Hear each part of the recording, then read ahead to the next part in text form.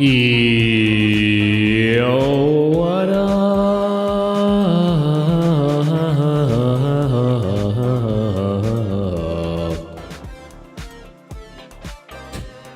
Hey everybody, good time zone to you. Welcome to another Beast Fighter 1 branded stream. You made it! Oh, I'm so glad you're here. Thank you so much for tuning in. Welcome, welcome. It's been so long. And we were just in a green hell, you and I. I don't know if I'll ever be going back to that game. But again, those kinds of survival games, I don't play too much of, therefore I am not good at them. But I would like to get better, so perhaps we'll go back there one day. But welcome in. Poops, nice first. Good to see you in here. Welcome. You did the good old one and done on that Pokemon, that Whiscash. Much to the dismay of yourself, because you do want to be the unluckiest. I remember that. But there's hope for you yet. There's a lot more Pokemon that will appear, maybe right now even, that I... Shh. Whoa, what's that one? Who's that Pokemon? Gothorita. Anyway. Yes, it is time for more. Ace Attorney Investigations. Phoenix, right? I believe we are nearing the end of our current case, which is case 4, which is 6 years in the past for Edgeworth's first investigation. Oh, poops. That's fantastic. Well, fantastic from an outsider's perspective that doesn't know your true intention. You're climbing up in the ranks unintentionally, so you're eating up all the luck. There's not gonna be any left.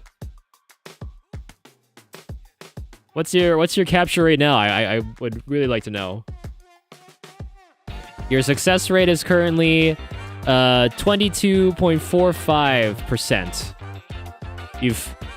You out of 33 caught, out of a total of 147 capture attempts, you've caught 33. And everybody else can also visit that link and see that, as well as stats for everybody else and you if you've caught some Pokemon in the past. But yeah, if the last part of this case is shorter than expected, we'll most likely go on to the next case. If that is the case.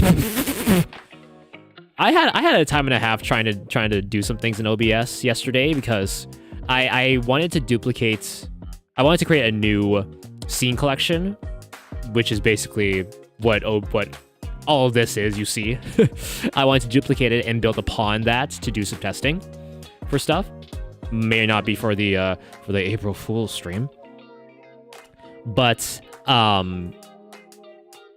what day is April Fool's again? It's on a Wednesday, so you'll be expecting a Wednesday stream from me in 2 weeks on April Fool's Day. However, it's my scene collection here has gotten to the point, I'm not sure what's causing it, but every time I close OBS, it doesn't close automatically or fully, and it just crashes, and I need to do the Windows thing where it's not responding, so you have to click close the program, and it'll like end task the program.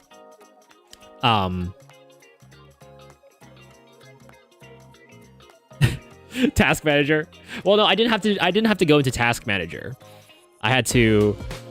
So whenever a program doesn't respond in Windows, you know, if you try to close enough times, a pop-up will say, "This program is not responding properly. Would you like to?" You could say wait for the program to respond or close the program, and then from there it will do that end task action without having to go into the Task Manager. It will try to, and then that usually does it. I believe it may be a problem with a plugin I have. I haven't determined what that plugin is. Not the ideal way to close a program for sure. And the thing is, whenever that happens, every time, there used to be a way to disable this, but they removed it in later updates of OBS.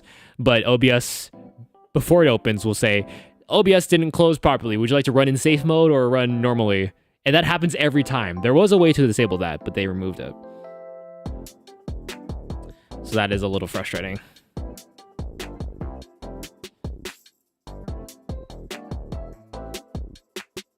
But I got it working.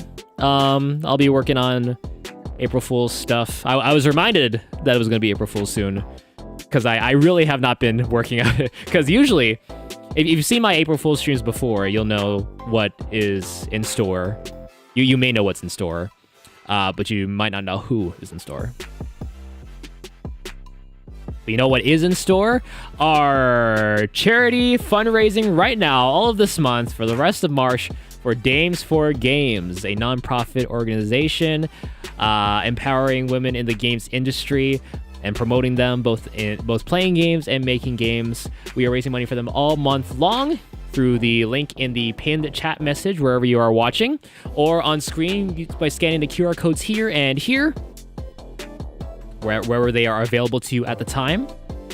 So if you are feeling generous and you are able to donate and you'd like to help out, please visit that link there or scan the QR codes. Like I said, we are 60% of the way to our initial goal of $100 US. And sharing the link really does help as well. Sharing that link around helps out. It really helps out more than you know. So if you know anybody who's down and willing to help, or who's freaking rich, then send that link their way, please and thank you. Even if you just open it to look at it, consider it and consider, donating, maybe even just a little bit. That would be fantastic. Every little bit helps. So thank you very much, guys. And I never used this I never used a Streamlabs charity before. There was a way to do it through Twitch charity, since I know they have that function. But yeah. That was my day today. Stampy, nice second. Taking some time, taking a break away from Fortnite to grab second. Hope you're having fun, Stampy. Good luck, good luck. Okay. Let us... I will open the game up right now. That's all about my day. Love you, Stampy. Thank you. How was your guys' day? Let me know while I boot this game up. We're gonna get this started already. Because if this case runs a bit short, I don't want the next case to take up like the majority of the time there, or to go overtime, because I really want to try and sleep early today. Okay, and we are live everywhere as always, except for TikTok, because screw TikTok.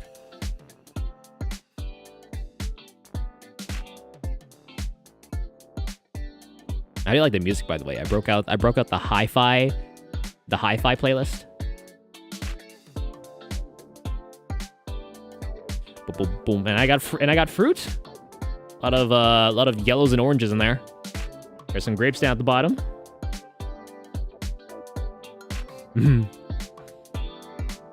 Got my water. I'm all ready to go. Let's do it.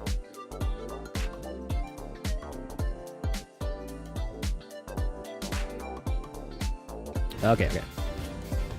That's there. Go like that. How's it looking? How's it sounding? How'd that sound there? How'd the gavel sound? We should be good. Nothing really changed from now until the... I had a bit of a scare where I thought I was working on the duplicate scene collection I created, but it turns out I was working on my main scene collection. I'm like, oh no, what have I done?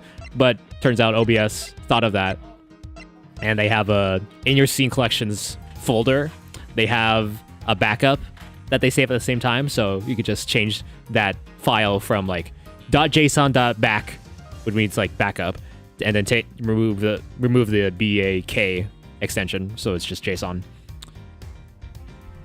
Anyway, riveting conversation aside, I am ready to go. Ready to go, go, go, go, go. I've been saying I'm ready to go for a long while now, but here it is right now. We're doing it. Turnabout reminiscence. We're on the latter half. The truth behind the KG8 incidents. The truth. The rumor come out. Does Bruno Mars is gay?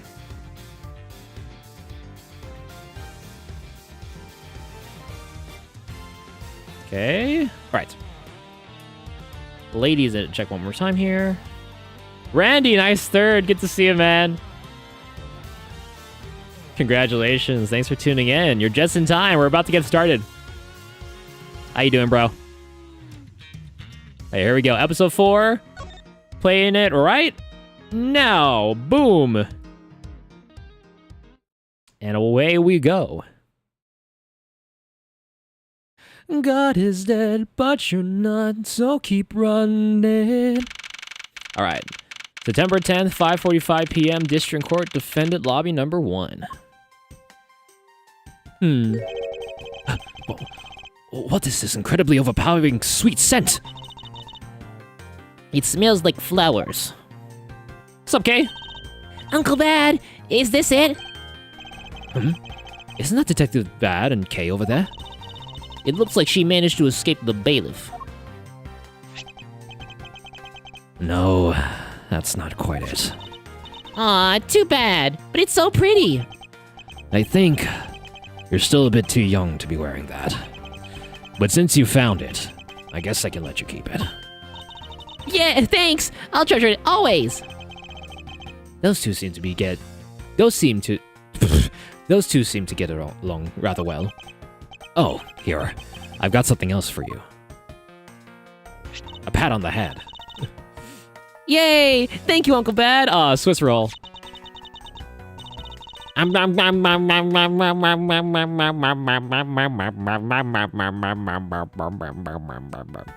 Eating some good Jollibee? Heck yeah. Jollibee, Jollibee, Jollibee, Jollibee, Jollibee, Jollibee, Jollibee.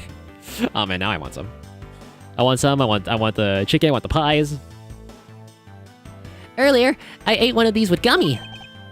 Gummy? Oh, you mean Gumshoe. Gummy is... Oh. He was trying to be nice to me because I was gonna get in trouble. And then he got in trouble because he lied to protect me. Gummy. I know he didn't kill Daddy. Don't cry. Faraday would be sad if he saw you crying. I'm not crying. Not anymore. Kay. Oh, it's the mister from before, and the lady too. Don't you think it would be a good idea to go home for the time being? You're not involved with the investigation, so it's for the best if you do. Yo, what's up, Kylo? What's up, Kyle? Good to see you again. Welcome. Good to see you again. Welcome back. Happy Thursday. It's Ace Attorney Miles Edgeworth Day. How you doing? Actually, I'm Uncle Bad's assistant, so I'm related to the investigation.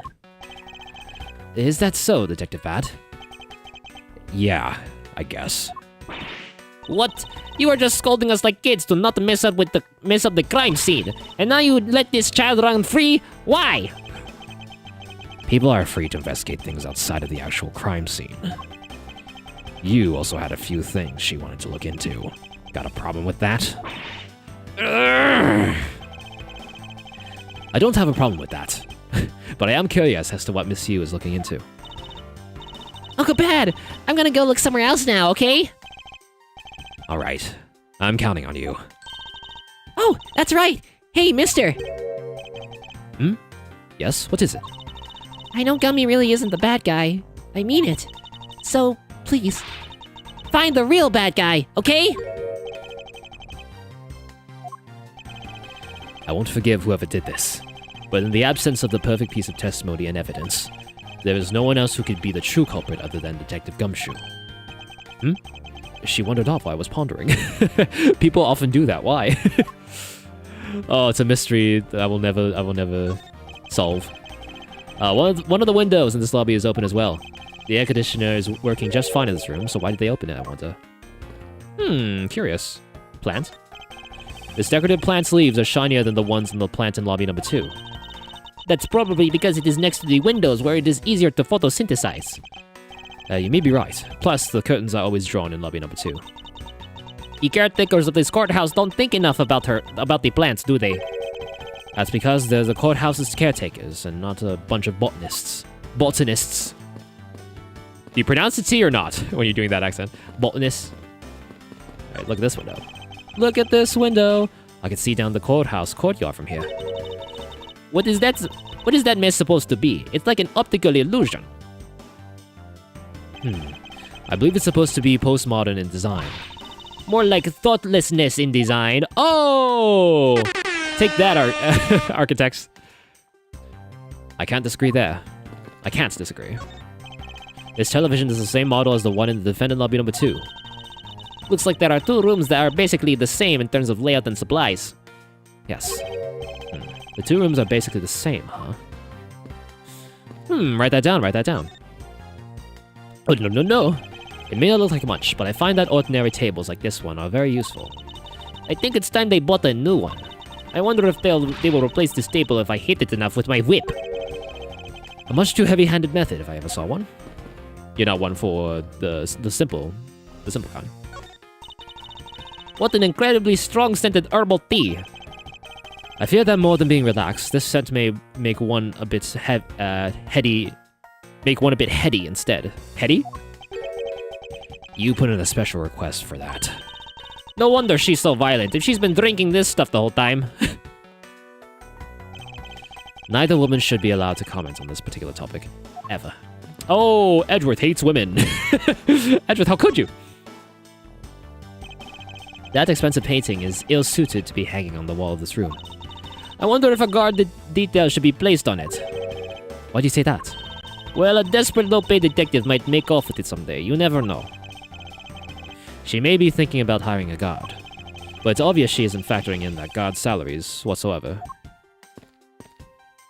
Wait, shut up about salary. How much do you get paid, buddy, huh? How much you get paid? Oops! No. Start somewhere. I don't want to... I saw that system up there. I'm like, nope. What's in it for you, buddy, huh? How much you getting paid? He only has eyes for Phoenix. As do the developers as well. That think so. Alright. Detective Bad. Detective Bad, what exactly was Kay searching for? Nothing that concerns you, boy. Oh? And I suppose it has something to do with Kay? It does, because she's Faraday's daughter. Anyway, hurry up and get to the point. I don't have time to waste. I need more time looking at my handsome, chiseled jaw. It sounds like he'd rather be left alone. I have something I'd like to confirm with you once again. I don't have anything to say to you. Yes, you do. Be that as it may, we still have questions that we need answers to. Now then, first of all, what is the overpowering smell that is permeating this room? Upon entering this room, I thought I was going to suffocate. I was gasping for air. It's that ultra-strong perfume you wears. She spilled some of it. I was having a bad time of it myself. I didn't think twice and opened the window. Ah, but that smell's still here. Perfume, huh? So the sweet scent in the air is perfume. Well, it's giving off quite a stench. I bet it's some cheap no-name brand. She said it's a famous brand from overseas. It's a knockoff. Yes, definitely a knockoff. No disrespect, but she forced one of those bottles on me. Here, little girl. You can have it. I was born for a much more expensive and refined perfume. However, seeing as how you just happen to have a spare, I suppose I'll take it. Miles Edgeworth, you will hold on to this bottle without fail. Why can't she ever be honest about her wants and needs? Misused perfume. Perfume given too bad by you. Same perfume as the one spilled in lobby number 1. So now we have the perfume Miss Yu wears. Just fantastic. Is that all you wanted to talk about? If so, I'm going back to investigating. Actually, I still have a few other things I wish to inquire about. Alright. During the recess. So you were in this room the entire recess? Like I said, I made a call to the precinct to get that big lug down here. But other than that, I was waiting for the recess to end in here. At least your story is consistent. Earlier, you stated that you were in the lobby with Miss Yu. Yeah, I ran into her in the hallway. She said she wanted to talk to me about something, so we came in here. And then, she pulled on my... No, well, what? Then, what she was saying is that until Detective Gumshoe's arrival, you and Miss Yu were in 2 different locations? Guess I am. Interesting. Speaking of that lawyer, she seems to have a great dislike for you. Oof. Let's see, Miss Yu is the sister of the victim of the KG-8 incident, and as I recall, Detective Bad was the lead detective on the case. I wonder if the reason for the disdain isn't simply because you failed to guard Cece, but because you were the lead detective on the case. You knew?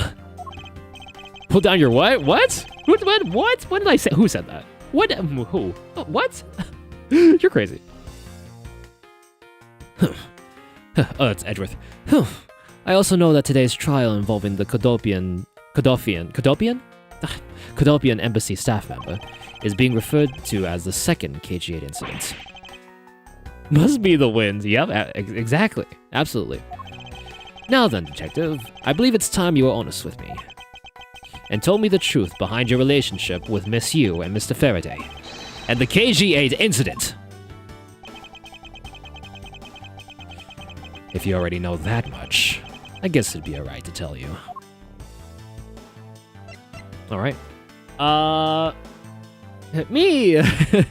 Did somebody say Jollibee? Yes, it was. Before we do that though, let's talk to Francisca. See what she has to say. Notice anything? What is this smell that has permeated the air? It's sweet and flowery, although at this strength, I'm likely to suffocate from it. I can't conduct an investigation under these circumstances. We need to open a window and air this room out. I demand that you open a window right now. Hurry! Francisca, one of the windows is already open. I can see that. Alright. Now we continue to talk. Any spaghetti or pineapple juice? Oh, did you get it? Yeah, did you get any of that? Oh, dude. Dude, Jollibee tomorrow? Oh no, tomorrow's Friday. We can't eat meat. No meat tomorrow. Alright, KG incident. You got both? Yes. Share? Now then, I'd like to ask you a few questions about the KG-8 incident. Hey, Dustin, how are you? How are we? Doing good, man. Good to see you. Welcome in. Welcome in on SharePlay. We're playing Ace Attorney Investigation Smiles Edgeworth, the 4th game in the Phoenix Wright universe. How are you? Welcome in. Just doing some voice acting. Loving it, enjoying it. We're at the end of we're nearing the end of this case here. And we have one more case after this. I'm not a big fan of Jollibee spaghetti. What? Take him out. Take him out. Get him out of here. Revoke his VIP. Can I do... Is there un-VIP? Hold on. If there's VIP, is there un-VIP? There is. I'm not going to do that. It's an acquired taste? No, it's a taste that everyone should enjoy. Everyone has to enjoy. What? That's it. Un-VIP right now. And I'm serious. No. It's not exactly a happy story. Other than the people who were directly involved, you two will be the first to hear what I'm about to tell. Oh, exclusive information. Listen up, everybody. A lollipop! It was a lollipop the entire... Have we seen that? It was a lollipop the entire time. What the hell? It was a sucker. The honest truth behind the KG-8 incident. Faraday, you, and I, as you already know, we 3 were involved with the KG-8 incident. Faraday and I we were originally on the trail of a smuggling ring. You mean the smuggling case involving one of the Amano Group's secretaries? That trial was just a front. A facade? Yeah, but the case became tainted. All because the witness who was going to testify about the Amano Group's ties to the smuggling ring, CCU, was killed. Then what became of the secretary who was arrested? His name was Colin Devoret. Oh my goodness, from last case? Oh, wow. He was arrested then, huh? To be honest, the guy didn't know a thing about the smuggling ring. But he confessed to knowing about it anyway. Devoret was probably being intimidated by the big boss man. Just another scapegoat. He doesn't promote smoking, that's right. The boss man of the Amano Group? He can't seriously mean Mr. Ernest Amano. That can't be right. It's probably just Detective Bad's personal hypothesis. What is he trying to do, suspecting Mr. Amano of being involved with smuggling? I suppose it would have been quite difficult to secure an acquittal after he confessed. But the man who killed CCU, Manny Cochin, was a completely different person. But since he's already been acquitted once of her murder, Mr. Faraday, how could you have let him go? If I remember correctly, I heard that Mr. Faraday had an important piece of evidence stolen from him. That wasn't Faraday's fault. It was mine. I wasn't vigilant enough.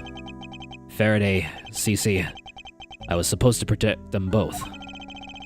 Monsieur did mention that as well, about how Detective Bad was supposed to guard his sister. But even I, who was supposed to protect them, I fell into their trap. What kind of a trap? A mouse trap? The board game that I never had but saw a lot of commercials about? The holes in this jacket are a testament to that trap. You mean, you were fired upon? You were shot at many times in one gunfight? No. Only about half of these are from that case. But the reason I continue to wear this jacket is to remind myself of the lessons I learned from the KG-8 incident. I see. I couldn't protect CCU, and the suspect was found not guilty. We had hit a brick wall, as far as the law was concerned. And that's when she came to the courtroom. The victim's sister. That's when I first met Callisto Yu. Relation to you? About when you first met Miss Yu. It was on the day the verdict of the KG-8 incident was handed down, was it not? Yes. Faraday and I.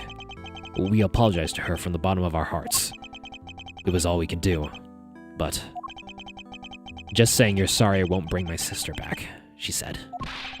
And then she gave me a hard slap across the face.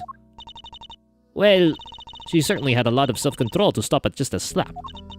If it was me, not even 100 lashes would have been punishment enough. I suppose not. Dude! You said it herself. Oh, he did put it back. I called him out and he put it back. You said it herself, that she never wanted to see either of us ever again. But after that, you've seen her many times over, correct? Yeah, Faraday and I, even after the KG-8 incident had come to a close, we continued to hunt down the smuggling ring and got involved in a variety of cases. But it was no use. We cracked so many different cases. But the result was always the same. We couldn't find the real mastermind behind the ring. Is the ring really that big? It has to be, dude. It was in the pursuit of the ring that we met you once again.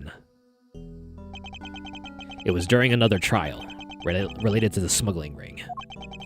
Faraday was the prosecutor, and I, as the lead detective, took to the witness stand. She appeared out of the blue as the defense attorney. Oh, her client was related to the smuggling ring, and she was defending them? Oh, her client was related to the smuggling ring, and she was defending them? Yeah. You was pursuing the ring as best as she could as a lawyer. I think she defended Rel this time, for the same reason. Come to think of it, Monsieur did say something to the same effect. Bad had it really bad. Yeah. Yes. Yes.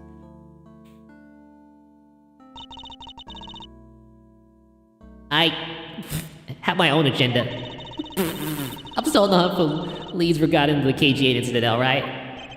And for that, you have not a single qualm about defending a known killer? Don't put words in my mouth. I said no such thing. The only way I had to get close to Mr. Rell was to be his lawyer. I had no intention of covering for him, ever. So don't you dare suggest I was going to. It doesn't matter what the reason is. Helping a criminal is just despicable. You're so naive, little girl. I could have stolen this lollipop from you. That's how naive you are.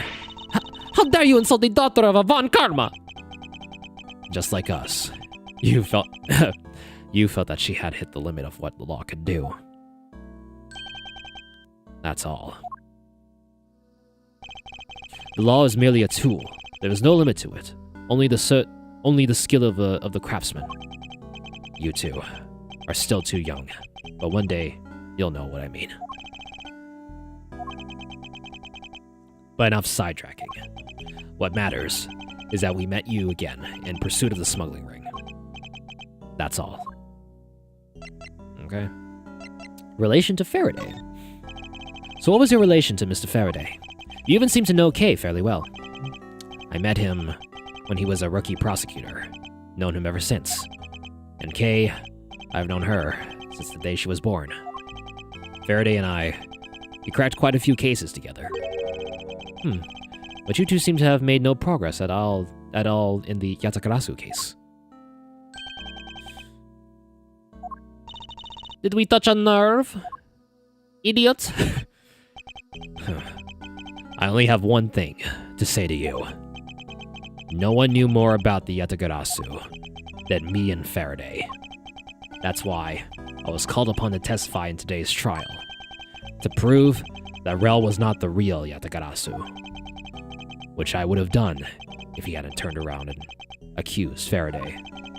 After the accusation, I was asked to testify, but this time, to prove or disprove the accusation, but I guess I won't be doing that either. I sense that there's more to that statement than meets the eye. Perhaps a bit more digging into the Yatakarasu is what's necessary. Let's ask about the Yatakarasu! You claim to know much about the Yatakarasu. Would you care to share what you know with me? What you two should be looking for right now is proof of murderous intent towards Faraday and Rel. I agree, which is exactly why I'm asking you about the Yatakarasu. What? The KG8 incident and this second KG8 incident, both of these cases are tied to the smuggling ring. And in both of these cases, the witness who was to testify about the ring was murdered. However, there is one point in which they differ, and that is the presence or absence of the great thief Yatakarasu. Mr. Rel claimed to be the Yatakarasu. However, in the middle of the trial, he suddenly declared Mr. Faraday to be the real Yatakarasu. Then, during the recess, they were both killed. Don't you find that to be the least bit odd? Miles Edgeworth, I am over here now. Stop beating around the bush and just spit it out already. I believe that there must be some reason that the two men suspected of being the Yatakarasu were both killed at the same time. A reason, huh? And so, in order to catch Mr. Faraday's and Mr. Oh. So why did Francisca isn't even on screen. Why'd I go to her voice? Good point, that Edgy. Yeah, exactly.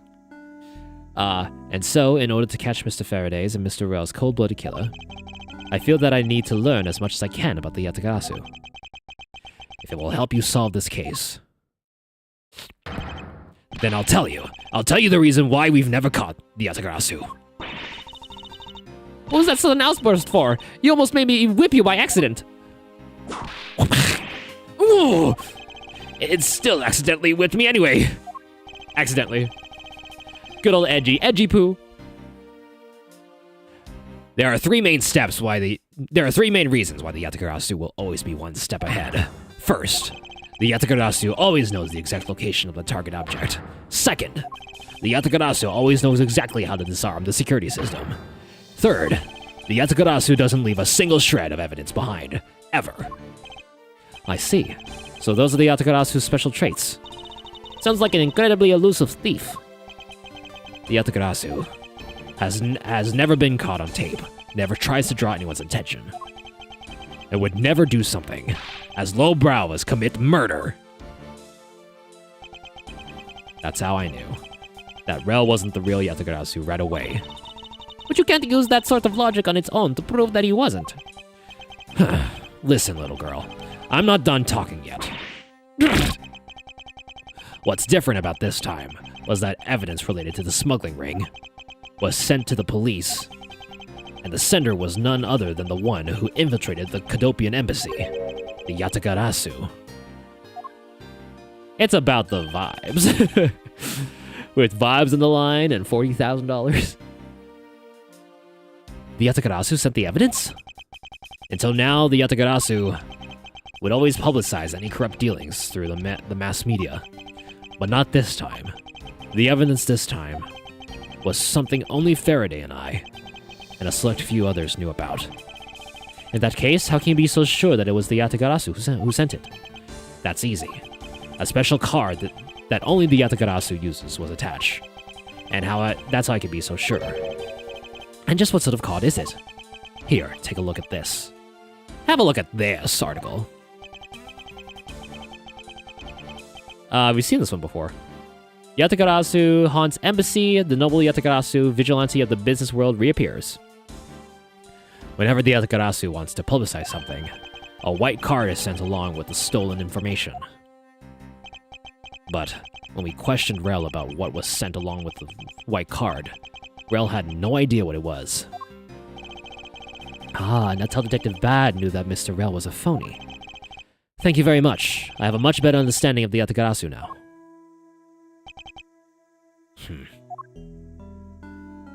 Oh? Excuse me, Mr. Edgeworth. Yeah, yes? His Honor would like to transfer the evidence from today's trial over to you. So if you could please head over to the courtroom, it'd be much appreciated, sir. Understood. I'll be there shortly. Detective Bad, what does the law mean to you? Yo, what's up, Bunny? Good to see you again. Welcome in.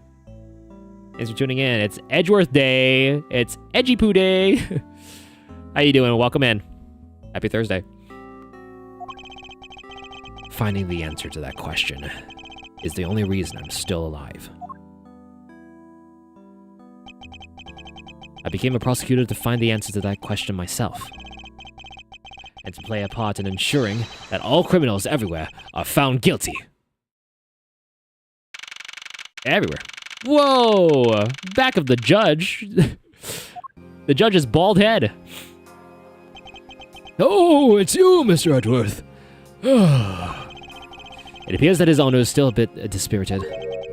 For the first time today, I experienced what it's like to stand at the witness stand. I now have a greater appreciation for just how hard it is to give testimony. Well, there's no reason for you to be all depressed about it, Your Honor. As a judge, no one expects you to think about anything other than the verdict. Francisca, there's no need to further depress his honor. But I'm not trying to, Miles. I'm just, bringing his spirit down. Your Honor. Your Honor, I've come to collect the evidence that was to be transferred to me. Your Honor, the evidence? Your Honor! Oh! You! Yes, can I help you? I'd like to collect the evidence now, sir. Your Honor, do you think you can stay focused long enough to at least do your job? Yes, I'm sorry. And I would, except that the defense attorney has yet to arrive. She is busy with the investigation, so let's keep this brief, shall we? Very well. In that case, please confirm that all the pieces of evidence are present. Furthermore, the evidence that was used in the murders of Mr. Faraday and Mr. Rel are also included, so please go ahead and use them in your investigation into their case. Understood, Your Honor. The pieces of evidence that were used in the murder of those two men. This could be a very good chance for me to find new leads regarding their case, and maybe even something that will finally lead me to the truth. I placed all the evidence over on the prosecutor's bench for you. I see. Thank you very much. I will go and confirm that they are all accounted for. Okay, anything else here? We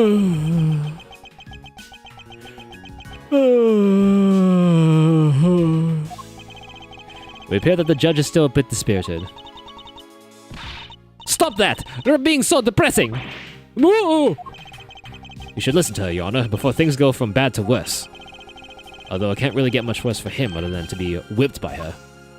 I mean, that's happened already, so oh my god. Why does this game have stutters, dude? Why? Is there a shader compilation? I don't get it. What is this over here? Evidence that Miss Yu prepared is just sitting here on this table. You know you can't just walk off with that, right? Well, of course I do. Damn, it's okay, Your Honor. you know the thing that people do to make people feel guilty about them, or like ask about what's wrong, is they'll be like, oh, and then,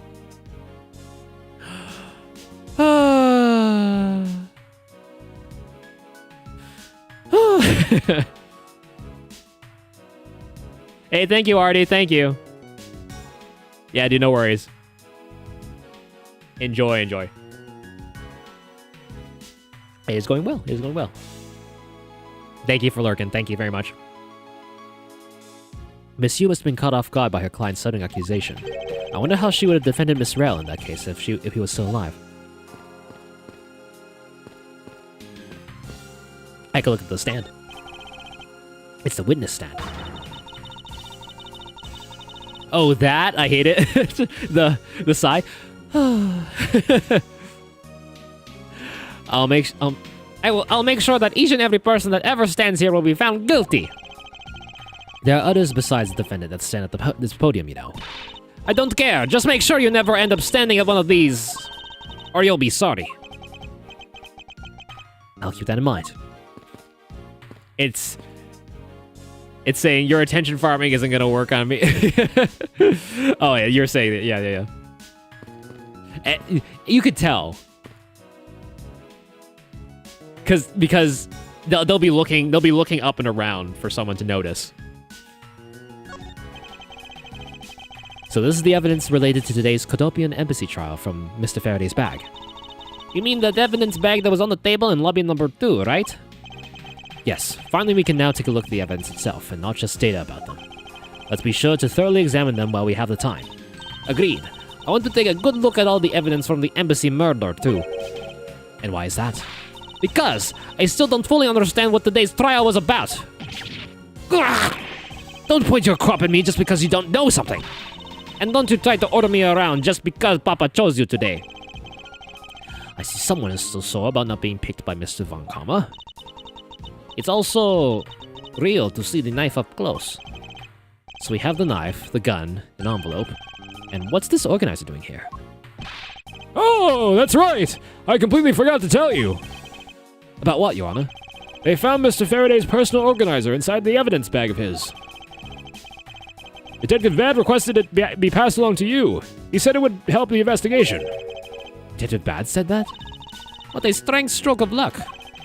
Well, never look a gift horse in the mouth. We might as well flip through it, too.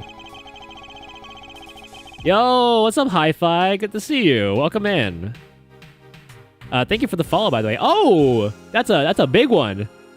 It didn't show up during in my chat program here. Thank you very much.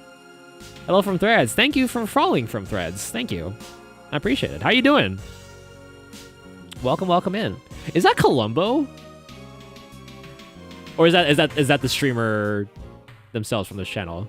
I know I've seen a little bit of Columbo, but I'm doing well. How about you? Doing well myself. Got a little bit of work done today, working on OBS stuff. And we're playing Ace Attorney Investigations Miles Edgeworth, which is the 4th game in the Ace Attorney Phoenix Wright's universe. It's after the original trilogy, so this is technically the 4th game. Yeah, it is Columbo. I just know someone who's who loves Columbo a lot, so I've seen the jacket before. But yeah, welcome. There is spoilers, by the way. We're pretty much we're far into this game now. We're on the 4th case. There's only 1 case left after this. So if spoilers are a concern to you, then I would advise. But welcome. We're happy to have you, and I hope you enjoy your stay.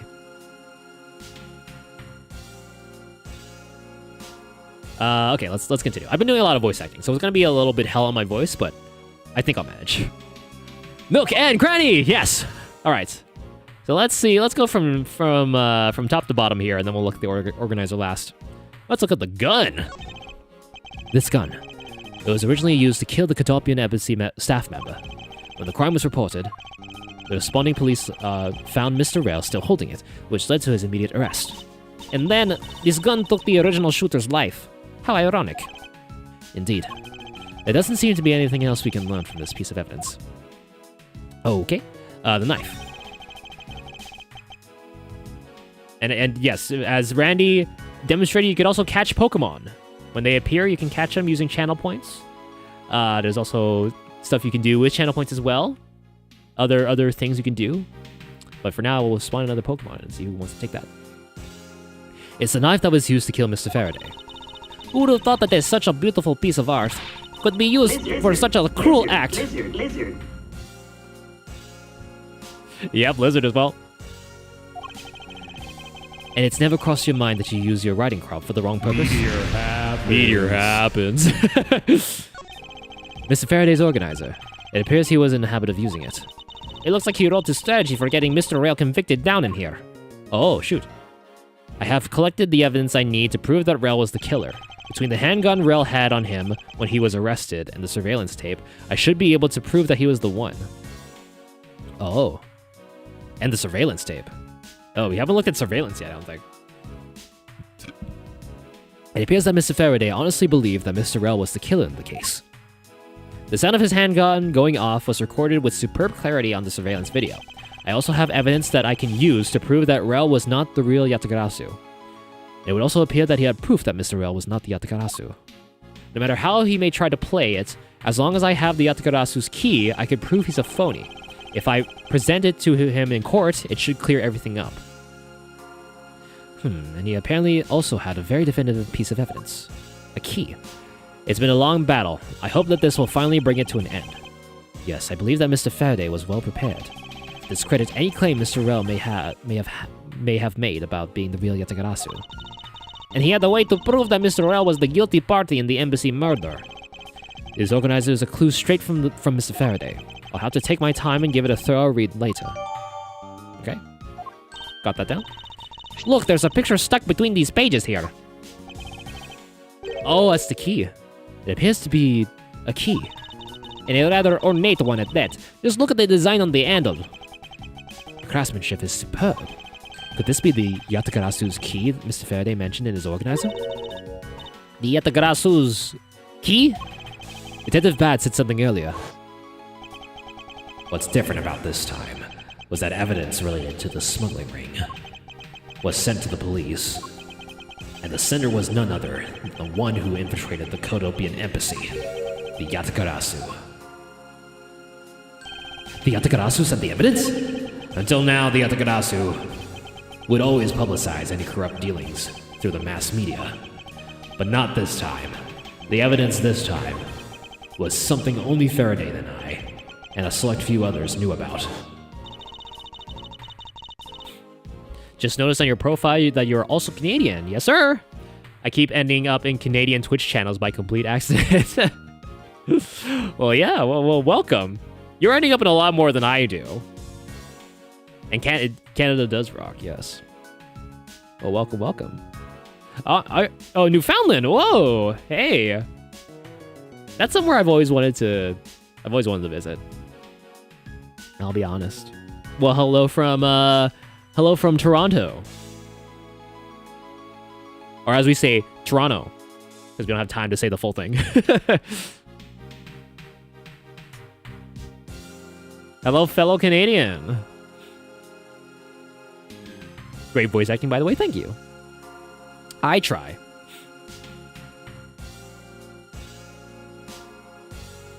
Oh, hi! Whoa! That's a big one.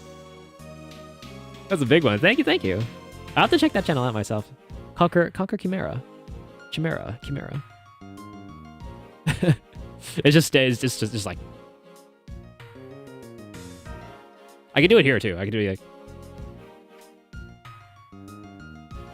I can do that. Mr. Faraday must have been trying to keep this secret key safe. As the prosecutor on both the Yatakarasu and smuggling ring cases, that's to be expected. Got the key in the organizer. That's odd. What is it? Mr. Faraday didn't mention anything about a knife in his organizer. That certainly is odd.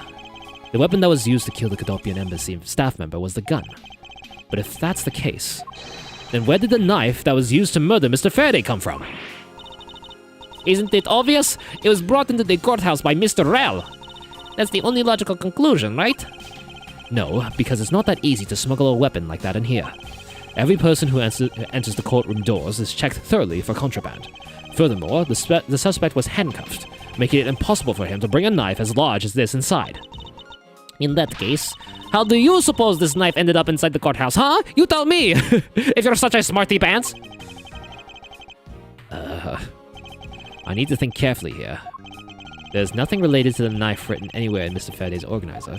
However, it is a fact that this knife came from Mr. Faraday's evidence bag. Conversely, there is one item listed in Mr. Faraday's organizer that no one has claimed to have seen today. So in order to solve this mystery, I believe I will need to take another good look at the evidence. Miles Edgeworth, can I take the fact that you have yet to answer me to mean that you don't have an answer for me? Shut up! Actually, I do know the answer, Francisca. What? Then what is it? One of the pieces of evidence we've been holding has been hiding a secret of its own. And it was through this piece of evidence that the knife was brought into the courthouse.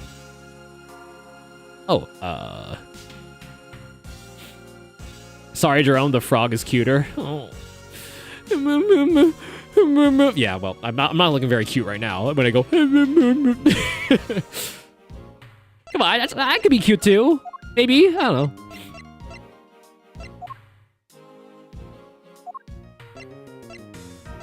Such a clever way to smuggle a knife. Which one?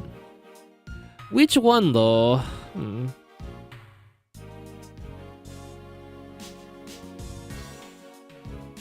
Oops, sorry, hold on. Where are we right now?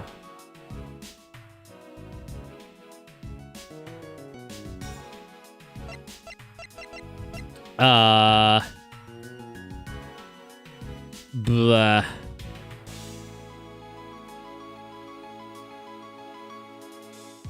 Oh, the key? Oh, wait, you're right. Maybe you're right. Now, maybe if you shave your facial hair. No, it's my defining characteristic. I can't do that. The last time I did that, everybody was terrified, and I never did it again. It was for charity though. It was for a good cause. And speaking of good causes, we are indeed raising money for Dames for Games. So if you like to donate, if you're feeling generous, then you can use the pinned chat message up there or scan these QR codes. Either will take you to the same link. This Yatakarasu's key Mr. Faraday mentions in his organizer. This is how the knife was brought into the courthouse. You're not making any sense, Miles Edgeworth. You just need to look a bit closer, Francisca, to see what I mean. Don't the color and ornamentation of the key's handle remind you of anything? They do remind me of the knife. Very good. Both the Yatakarasu's key in this photo and the murderous knife have this very unique design on their handles. That's right. Furthermore, even though Mr. Faraday mentions the Yatakarasu's key, the only object we found at the crime scene was the knife. You don't seriously mean to say... Yes, I do. It appears that you've finally caught up. And yes, I do mean when I say that these two pieces are, in fact, one and the same. But that's impossible! I'm French now! Even if that is what you believe, we should still investigate this possibility. Now then, let us examine this knife in a little more detail.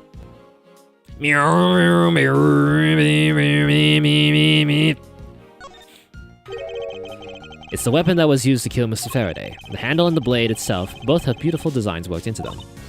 Look, there's even a flower-shaped design in the gold section here. If this hadn't been used as a tool for murder, I'd want it myself. She seems to be drawn to the embellishments. Too bad this isn't mine to give. Okay, we got that. So next is Ads playing in 5 seconds. Ads playing soon, folks, ladies and gentlemen. Okay. Anything else here? Oh, what's this? Oh!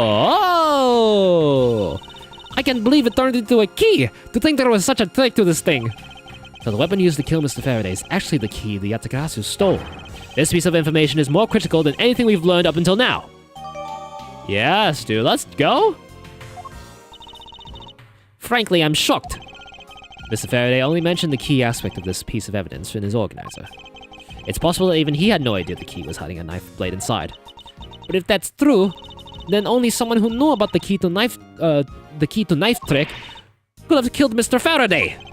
Even among law enforcement, this key was top secret. We're looking for someone who knew even more about the key than even Mr. Faraday. Meaning that the only person it could be is the one who sent the key in the first place. The great thief Yatagarasu. Then maybe Mr. Rao really was the Yatagarasu. And he was the one who killed Mr. Faraday. Isn't that one possible scenario? No, not really, especially since Mr. Faraday was absolutely convinced that Mr. Rao was not the Yatagarasu. Okay, ads are gonna run in just a bit. So if you don't want to get ads, watch another platform other than Twitch. But until then, get some water, get some snacks, get a good stretch in. I'm actually gonna go get some more water myself. I should have been drinking this cup the entire time, but I managed to only get half in. The Magnemite broke free. The Magnemite broke free. Oops. I can't see. All right, when we come back, folks, more investigations, more investigating, and then we tell Francisca all about Ads starting this. now. All right, I'm gonna go get some more water, and I will be right back. Enjoy chair gaming. I'll be right back.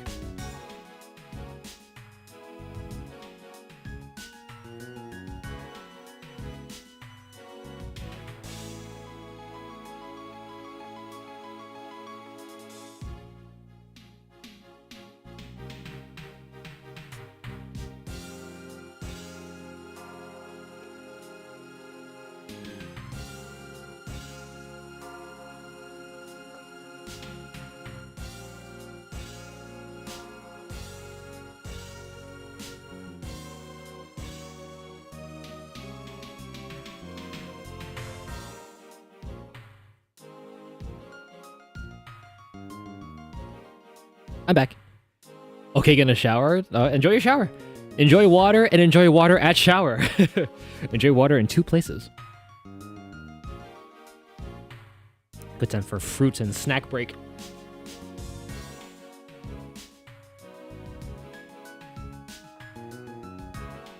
Fruit is awesome, dude.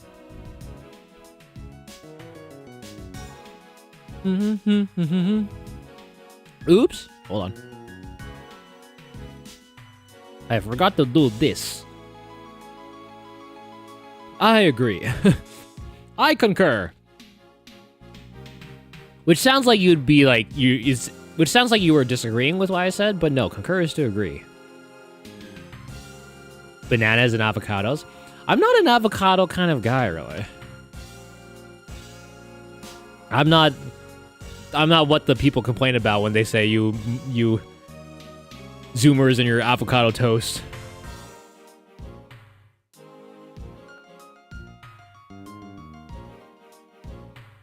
I love bananas though. Bananas are great. But for some reason I can never eat more than probably 2 a day. Did they say Zoomers? Oh, millennials. Did I say Zoomers? I meant millennials. I meant millennials. My bad.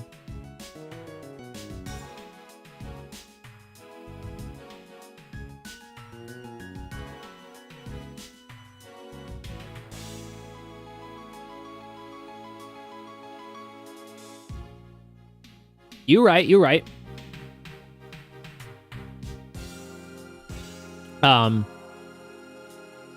not really an avocado guy. I go to Chipotle, they have option for guac, avocado. I don't get it. No, I don't get. I don't get it. I understand avocado, but I don't get it on my order. Hey, welcome back from ads, ladies and gentlemen. Welcome back. I never do avocado option because it's extra money. So, you know what? Fair. Fair. But even if I did get it for free, I wouldn't get it. Maybe if it was among a sea of other things, like Chipotle, if it didn't cost extra. All right. We're back. Time to investigate some more. Here we go. Besides, as Detective Bad said earlier, but when we questioned Rel about what was sent along with the white card, Rel had no idea what it was. I see. Alright then, I guess the person who knows the trick behind this key is someone else, and that person is the real Yatagasu. It seems that this key is truly the key to solving this case. Knife data updated. Weapon used to kill Faraday has secret ability to change into key the Yatagarasu sent. It's very elaborate. Okay, and now we check this organizer. I took a quick look through these documents before the trial started. Well, I wasn't even afforded the opportunity to skim it. I suppose I should explain it to you then. Yes, you should. Perfectly and in its entirety, if you please. On the night of September 8th, an embassy staff member was killed in front of the embassy. The staff member died of shock due to being shot in the heart. Mackerel. His name gets me every time. Mackerel was brought in that night as a suspect and thoroughly questioned, because the murder weapon was found on him, for which he was arrested on the spot. A simpleton of a man, that's what he was. Perhaps he was, for the weapon wasn't the only incriminating evidence we had. Mr. Rel was caught in the act on film by a security camera. He was an even bigger simpleton. Oh. Excuse me. He was an even bigger simpleton than I thought. I can't believe he didn't notice a security camera. The Kotopian Embassy's security system is supposedly very well designed. He may have simply not been aware that there was a camera in the area. So, have you seen the contents of the video for yourself? Oh yeah, that's right. Yes, the surveillance video the security camera took was played during the trial by Mr. Faraday. He can clearly identify Mr. Rel on it. Even the sound of the gunshot was crystal clear. So the footage included sound, huh? It's one of those it's one of those moving pictures with sound on them. Francisca, how old are you? I don't think I'd ever want to see the moment of someone's death in real life. Me neither. Well, thanks to the internet. That's odd. We're short one piece of evidence. And the piece that's missing is the surveillance video that was played in court. The surveillance video? How could a piece of evidence just disappear? Where did it go? The video showing the moment in which Mr. Rel committed the murder. Where could it have gone indeed? Are you done with your inspection of the evidence? Yes, I'm finished. However, Your Honor, I am missing a single piece of prosecutorial evidence. Your Honor, were you derelict in your duties? What? No! I dare not look at my duties! What do you take me for? No, Your Honor. The most important piece of evidence in today's trial. An ice cream cone. The surveillance video is not amongst the evidence you laid out for me. But I brought Mr. Faraday's whole bag with me from the crime scene. Maybe the tape is still somewhere at the crime scene. There's something wrong here. Something about this missing piece of evidence. It would appear that for me to find the answers I seek, I will have to pay another visit to the scene of the crime, defendant lobby number 2. Oh? Oh. Oh. Oh! Hey, dude! Well, looky who we have here. What the hell? You started off here? That's Detective Bad. But who is he with? I've never seen that officer before. So, did you find it? No, not yet. And I've looked everywhere. I see. Well then, please continue with the search. Understood. I'll continue the search. So you're the one running the show. Prosecutors like you Should be burning in hell. Shouldn't even be allowed at crime scenes. How dare you? Just who do you think you are? Running around leaving scars. And there he goes. Wow. First impression. What was that all about? And who was that man just now? Well, whoever he was, I've never seen a more impudent officer in my life. Why are we stuttering? Does he even know that we're standing right behind here? Right here behind him? I know you're standing right behind me. What do you want, kids? It looks like you were paying attention after all. I have a mirror, idiots. Of course I was. I have eyes in the back of my head. Ah, so that mirror isn't for vanity's sake. It's for him to keep an eye on who or what is behind him at all times. I think you're looking into it too much, Edgeworth. So tell me, Detective Bad, who was that rude man just now? The guy came here from the Republic of Zhangfa to study. He's Agent Lang. He's trying... There's no one behind you, dude. He's trying everything he can to revive the lost honor of his family. He's traveling the world to study different philosophies of attainment from scratch. By visiting various police departments around the world, he has a lot of dedication. He's still just a rookie cop, but I sense a strong grudge of some sort from him. The guy's more useful than Gumshoe, even if he is rude. Well, he sure has a lot of guts to come to this country and give prosecutors a hard time.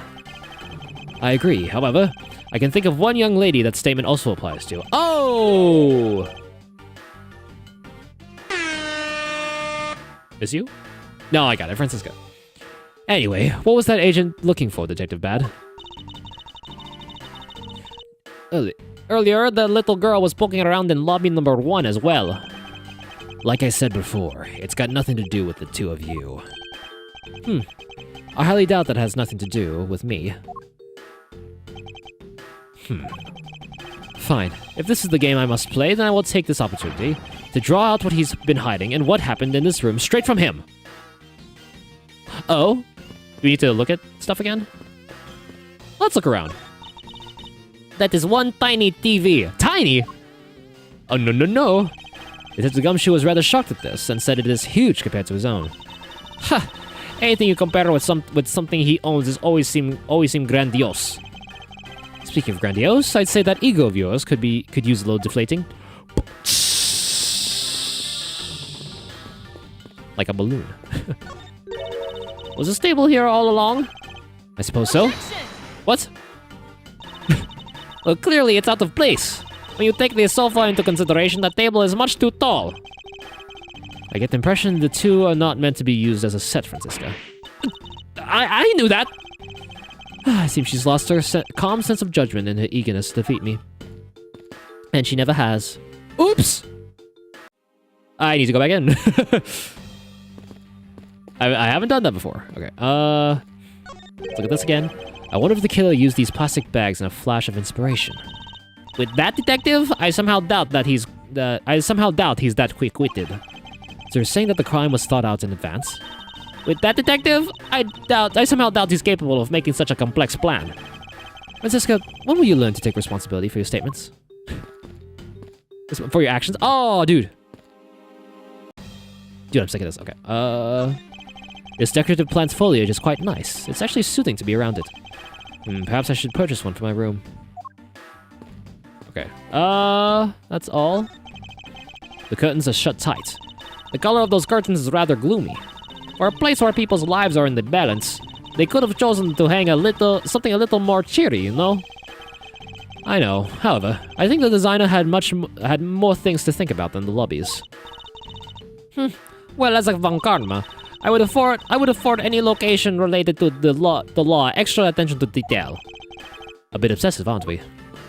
Obsessive compulsive disorder. I suppose it's impossible to enter or exit through these windows thanks to these bars. I suppose you're right. Actually, that's not true. I bet a person of small stature could slip in. Francisca, would you care to help me test my theory? Woo! Drat, I must remember to be more tactful around the vertically challenged. The vertically challenged. How tall are you compared to Francisca? Back to back? How tall is she? It could be that these guys are like, Edgeworth's like 7 foot. I don't know. Earlier you were in lobby number 1, and now you're here in lobby number 2. You are quite the busy man, Detective Bad. Multiple returns to a crime scene brings about success. That's what we detectives say. I see. In that case, you wouldn't mind if I asked about what happened again, correct? Vertically challenged, that hits home. Hey. Haha. I'm 5'10". I have been since high school. I don't have anything left to say to you, boy. Ugh, boy, you'll see. I will draw my answer from you one way or another. Would it kill you to help us even a tiny bit in our investigation? I gave Faraday's notebook to the judge earlier. That's help enough, don't you think? Ugh. Please, we are asking for you just a bit more of your cooperation. Don't push me, kid. Okay, hold on. Francisca, what do you want to say? It does look like Detective Bad is searching for something. Indeed, I'm curious as to what it could be myself. Maybe I should just ask him. Okay. Oh, I don't want this. Talk to him. Just talk to him. There we go.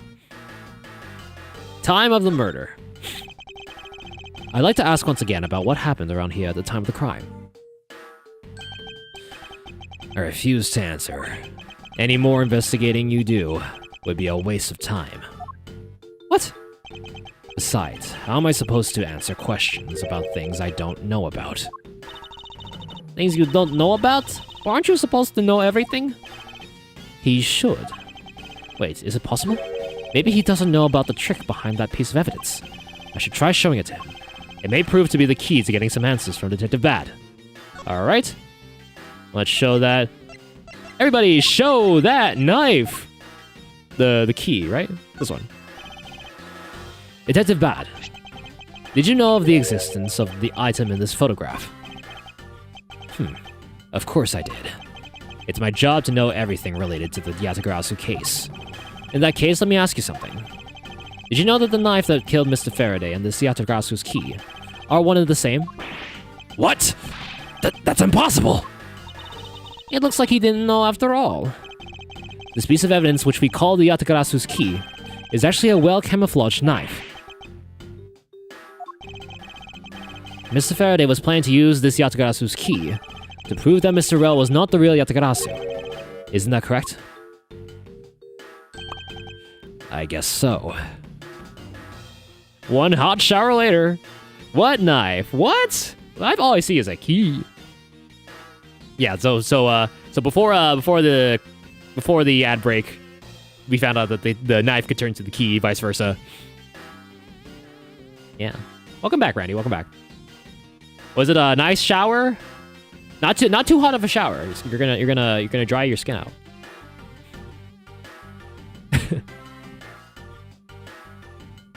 So in the organizer, Mr. Faraday's organizer, he said that he has the Yatagarasu's key, which we saw the picture of the key, but we only had the knife. But it turns out the knife can turn to the key. However, Mr. Faraday had no idea that it was, in fact, a knife. Yeah, I have to admit, neither one of us knew that fact. And if neither of us knew, then no one in law enforcement knew either.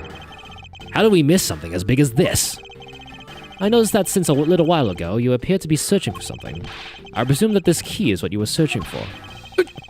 Yeah, that's right. And why were you searching for it?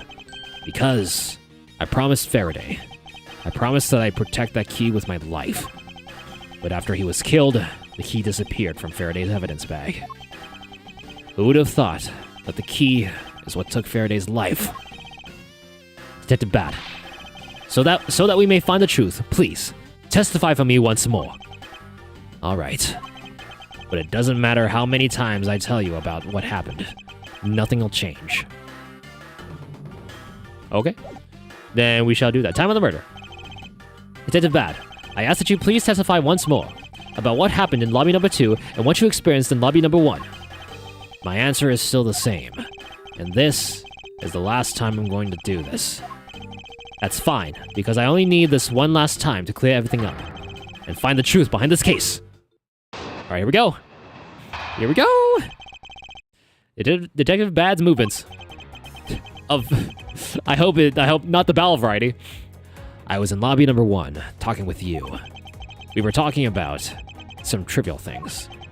I heard the gunshot right before the trial was about to reconvene.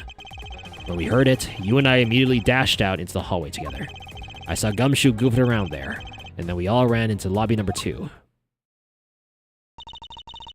It sounds like the exact same story he told us before. Indeed. However, I feel that we have yet to draw out all the information that we can. Okay. I was in lobby number 1 talking with you. Hold it! Why did Miss Yu choose lobby number 1? Answer me! Who knows? She just said that she had something she wanted to talk to me about. And we walked into the lobby number 1 together. That's all.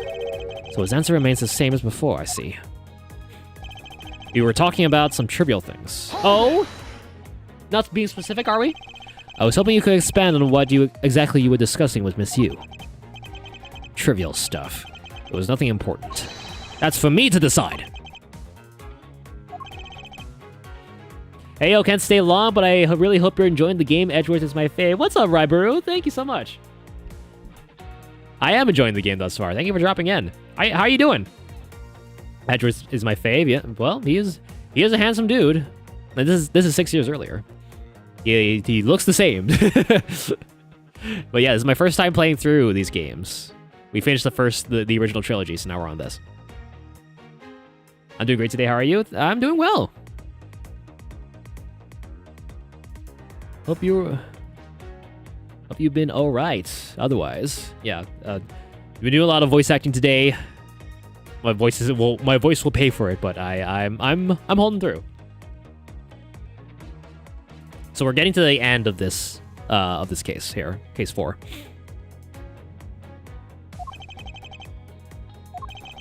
All right, I suppose that's for him to decide. Moving on then. I heard the gunshot right before the trial was about to reconvene. Hold it! Okay. Until you heard the gunshot, did you notice anything else was out of the ordinary?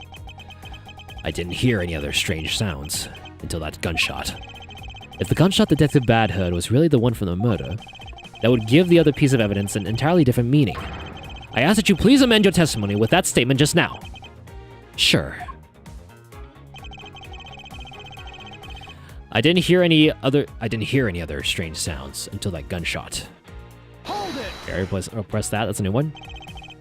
Ace Attorney has been a crazy obsession of mine. I couldn't resist watching a stream for a few minutes. Well, nice. It's becoming an obsession with me too. I'm really getting into these games.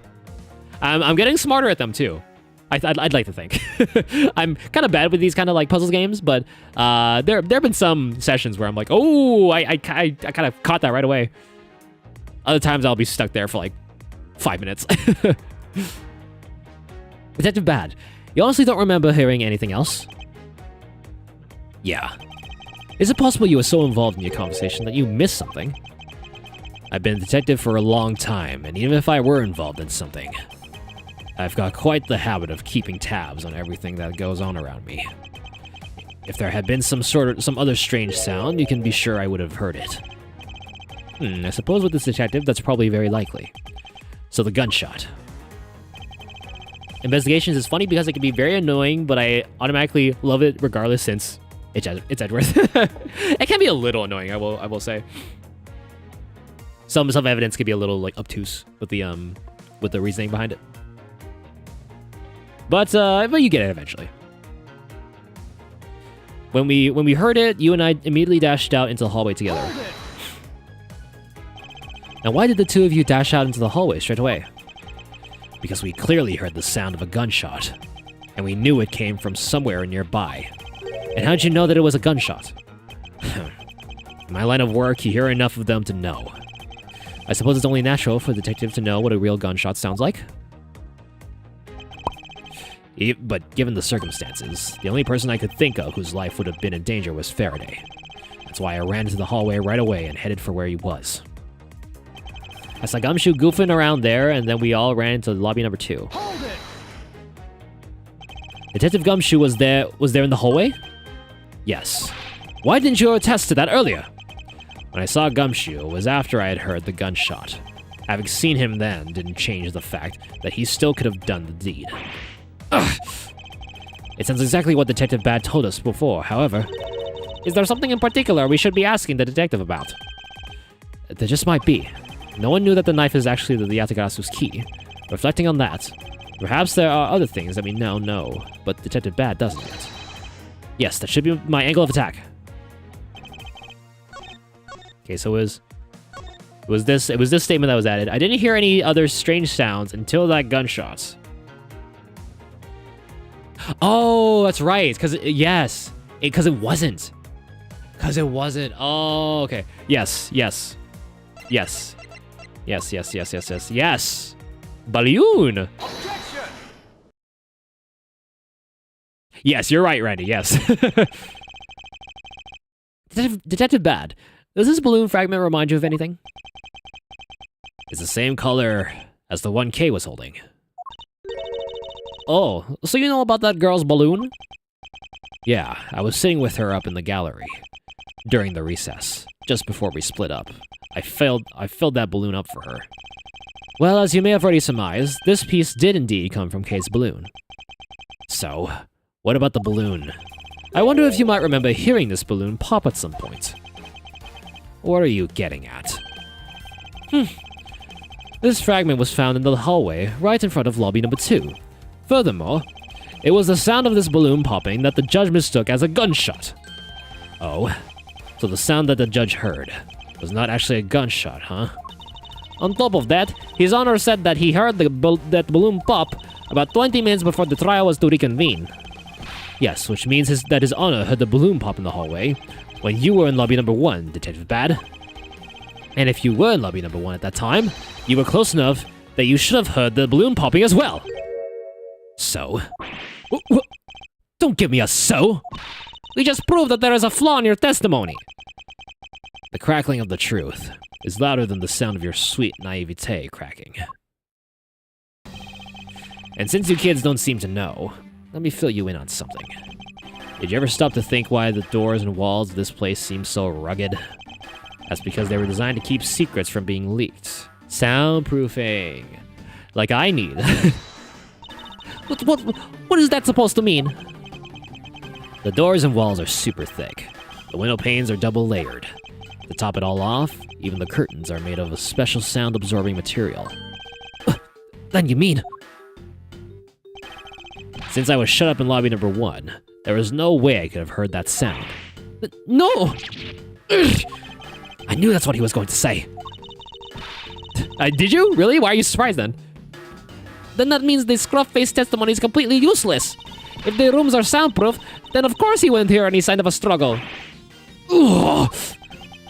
That's also why it's only natural that I didn't hear the balloon popping. Now do you get it, kids? Miles, I thought we were supposed to be the ones finding flaws in his logic. Not the other way around. The other way around? It's not possible to hear the sound of a balloon popping if one were in lobby number 1. However, if we examine the situation in reverse, the person standing in the hallway should not be able to hear the real gunshot either. And yet Detective Gumshoe claims to have heard it while he was standing in the hallway. Detective Bad, if that is the case, how exactly did you hear the gunshot? What do you mean, how? I just did. It would appear that you have yet to realize the contradiction in your own words. Oh? How so? If the rooms are as soundproof as you say they are, then how did the sound of a gunshot enter your ears? I see what you mean. I guess I'm more out of it from Faraday's murder than I had thought. Which means what exactly, Miles? In the end, what does it all boil down to? It boils down to this. There must be a reason as to how Detectives Bad and Gumshoe heard this gunshot they theoretically couldn't have. It looks like we need to examine the state of the crime scene again, huh? The state of the crime scene? Wait, can it be? It's that ultra-strong perfume Yu wears. She spilled some of it. Oh. Huh. and way too noisy. Oh. The surveillance video? How could a piece of evidence just disappear? Where did it go? Oh. Okay. And now we go straight into logic. Okay, cool. Wow. Okay. So obviously, the window was open because they need to dissipate the smell of the perfume. Time to turn the thing around. Turn the tides around. It's simply not possible for the killer to have escaped through barred windows, and yet the fragrance of perfume managed to escape from defendant lobby number 1. Of course, incorporeal things can move freely through these open, barred windows. Criminal couldn't have made it through, but what about incorporeal things? Just left a tip on your page, assuming it went through correctly, which I'm sure it did. I'll try to catch another stream. I have work tomorrow, unfortunately. Have fun, man. Thank you very much. Well, thank you. I appreciate that. Left a tip. As in... Well, thank you. Thank you so much. I appreciate it. Have a good rest of your night, though. Survive work. I hope you survive. And just thank you so much for being here. Thank you for tuning in. I hope to see you soon. I stream on Tuesdays, Thursdays, and Saturdays. Thursdays is usually reserved for story games like Miles Edgeworth here. But I stream on Tuesdays and Saturdays as well, so I hope to see you around then. But if not, I hope to see you soon. Yo, what's up, Sushi May? Sushi May, good to see you. Welcome. How are ya? Happy Thursday. We're playing Miles Edgeworth Investigations. How you doing? I'll survive, hopefully. I'll be sure to pop in when I can. Well, I hope you do. And welcome in. I hope to see you soon. Were you just like, no. We're just, I'm just stating when I stream. Which is Tuesdays, Thursdays, and Saturdays. Thursdays are usually for these story games. I saw you on SharePlay. Oh! Well, welcome in from there. And welcome in on Trovo, then.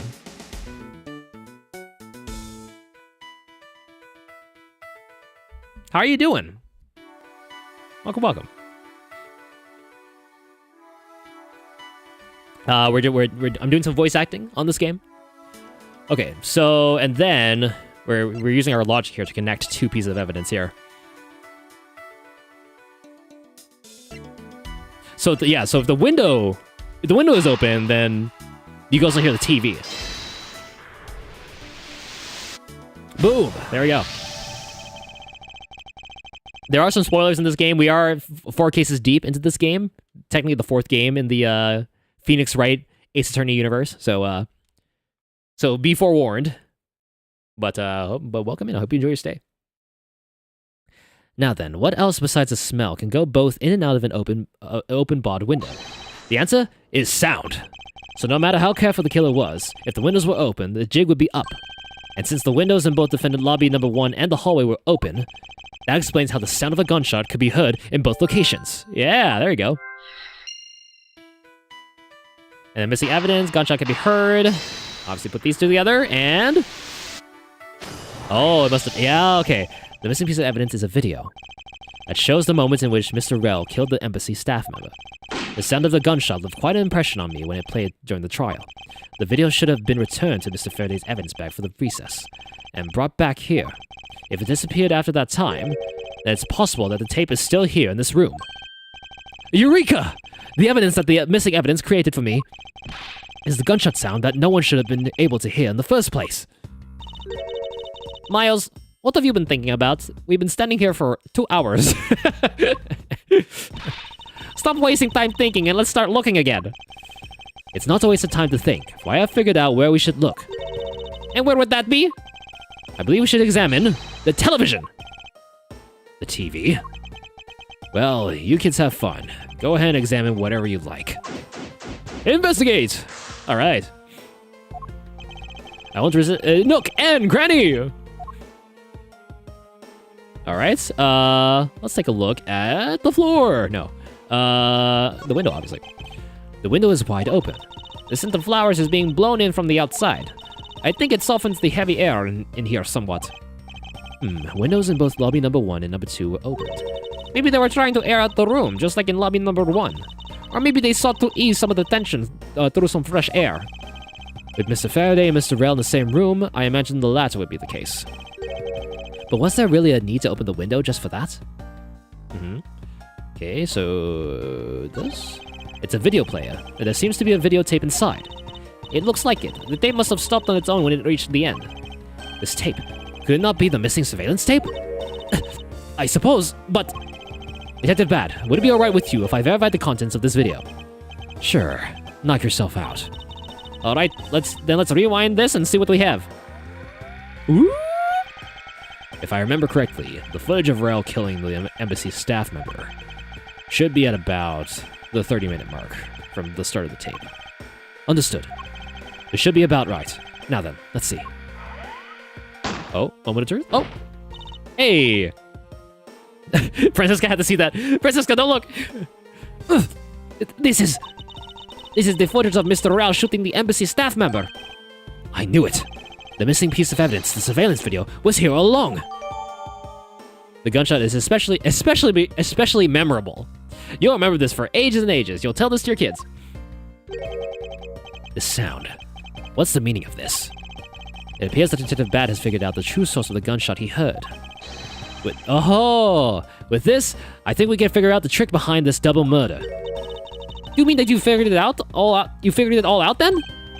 Yes. All I have to do now is show what the gunshot detectives Bad and Gumshoe heard was, and through where they heard it from. Fine. In that case, show me what you've deduced. Now to show what the gunshot detectives Bad and Gumshoe heard was. Yes, I know. Nook and Cranny, yes. Okay, let's look at the TV first. Earlier, when Detective Gumshoe touched this, it made a most terrible racket. You mean when Scruffy turned the television on, right? Actually, come to think of it, I don't think Detective Gumshoe actually touched the television at all. Furthermore, it seemed more like when a video feed suddenly stops. At least it did to me. I wonder why that is. Alright, so deduce the window. So any other evidence I hold? Yes. Because you heard the surveillance video. Eureka! If the door and windows to the crime scene, namely this room that we're in, were closed, the killer could have used the gun and no one would have been the wiser. That's true. The courthouse does seem to be well designed for such a thing, as it were. However, what happened in reality was, Detective Gumshoe, Detective Bad, and Miss Yu, all three of them heard the gunshot. Well, the windows in lobby number 1 and 2 in the hallway were open, so naturally the people in those locations could hear it. Ah, but then, why would the criminal open the window in the first place? To allow the gunshot to be heard, I suppose? Correct. That's the only logical conclusion we can draw from this. But why was that necessary in the first place? I want a real answer, Miles! I demand satisfaction! Very well. I believe that the killer wanted to manipulate our perception of a certain fact. What was it that the killer wanted to manipulate our perception of?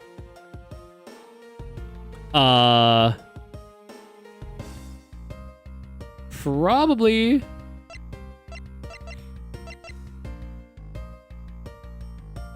not the murder weapon. Probably when, right? The killer wanted to fabricate the time of death to their precise wishes. And they used the gunshot in the surveillance video to do so. Ah. So that's why the tape was left running. You mean, the gunshot I heard was from this video? Yes, which means that the murders really occurred at an earlier time than we thought. He's speechless. It must have been during this recess, but before Detective Gumshoe was on guard duty. Someone who had no alibi for that time period, and planned this crime out in advance. That person is the real killer. Complete! Yeah. Ooh, dude. It's getting juicy. Getting juicy. Oh. Mr. Edgeworth! Yes, what is it? Miss Yu is asking for you. She's in the courtroom. She says that she's identified the murderer, but that she wants to clarify something. It looks like Miss Yu is still investigating something.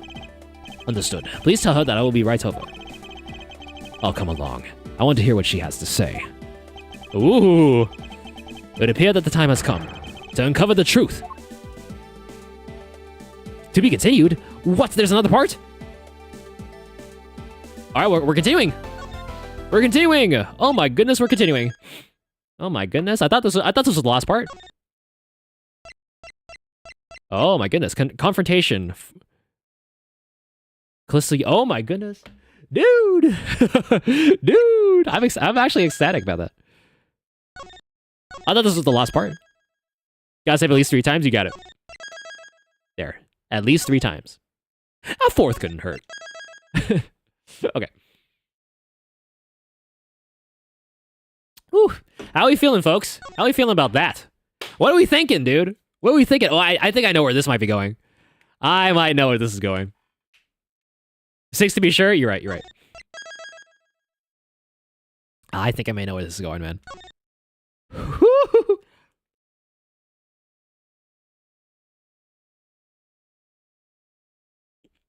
If this is what I think it is, we're in for a treat. September 10th, 6:15 p.m., District Court, courtroom number 3.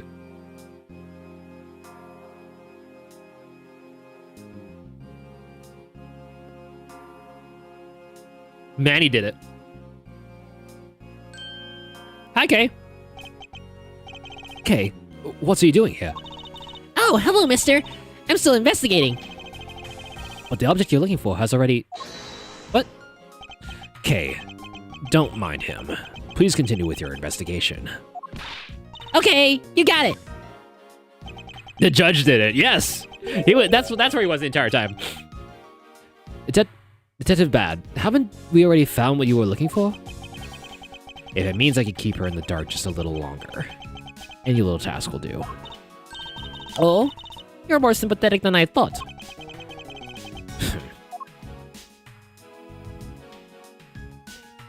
Whoa. Why are we so jittery when we walk?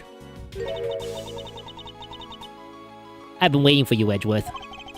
I've also been waiting for the moment in which we can finally lay this case to rest. Manfred did it. Von Karma did it. The moment in which we can finally lay this case to rest? Wasn't that when we put Detective Gumshoe under arrest? I think we've more than solved this case already. Don't you? We'll see. It all depends on whether or not your logic holds.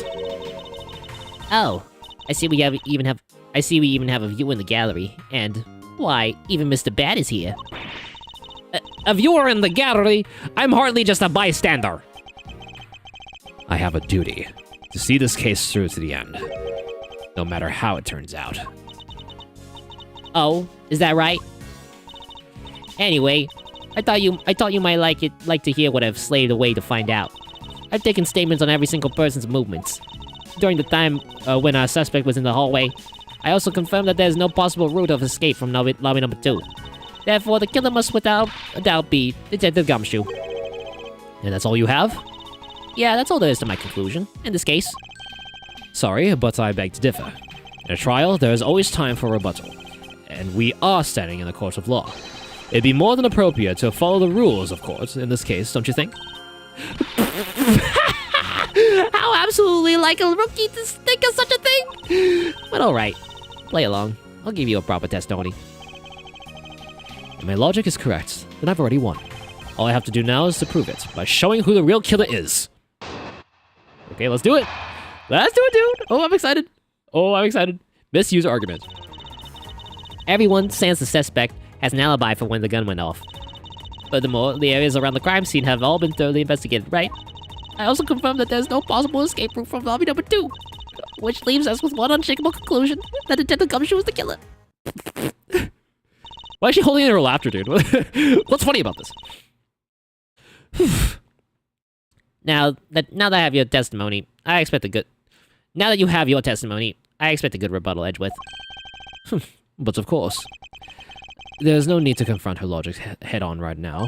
I should instead focus on drawing out any trump cards that she has up her sleeve. We don't say that name here, Edgeworth. Don't bring politics into this. Okay, everyone says the suspect has an alibi for when the gun went off. Hold it!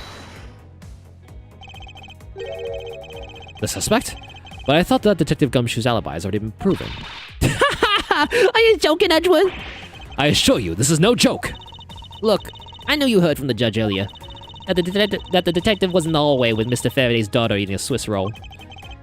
Yes, that is correct. But see, that was 20 minutes before the real gunshot went off, right? And the problem is, there's no one else who can corroborate what he did since the snacking. I see she's done her research well. Which means that I should focus on drawing out whatever trump card she's withholding. Yes, of course. Furthermore, the areas around the crime scene have all been thoroughly investigated, right? Hold it! Whether they have been thoroughly investigated or not is for me to decide. That scrunched eyebrows and the lines on your forehead are back! Anyway, even if you believe it hasn't been exhaustive, the crime scene, lobby number 2, has no way out other than the hallway Detective Gumshoe was standing in. And because he claimed to be there, that makes him the only possible suspect. But isn't it also possible that someone escaped through a window and into the garden?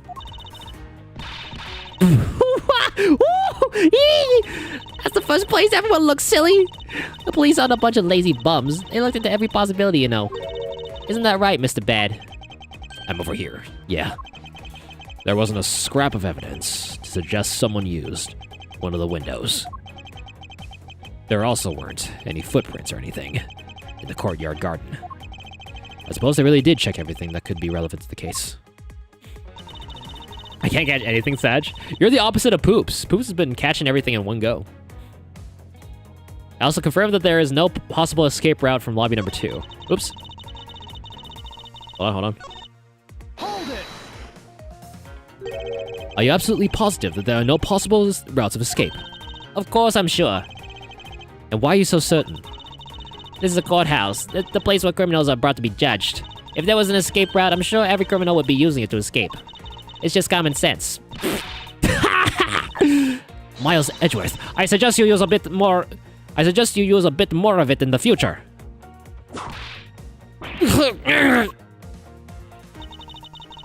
which leaves us with one unshakable conclusion that Detective Gumshoe is the killer. Hold it! Wait just a hot darn toot minute. You may think it's unshakable, but to me, there are still too many unanswered questions. For example, who was it that placed the gun in Mr. Faraday's hand? But you're the only one still wondering that. Detective Gumshoe probably had no idea which hand Mr. Faraday used to write with. Even if you know someone, it doesn't mean you'll know which hand they'll write with, right? I mean, I certainly don't care about that sort of thing.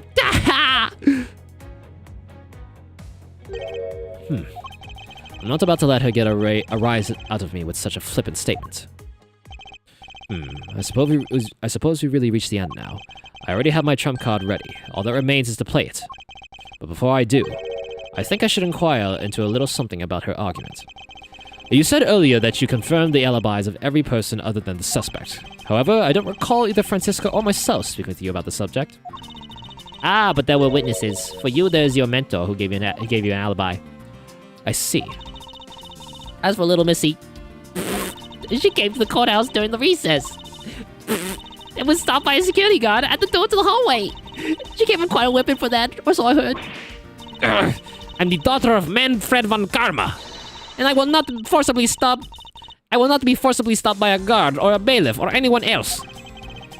Wait, so basically, the only reason Francisca bothered to show up today was because she found out that I was to be the replacement prosecutor?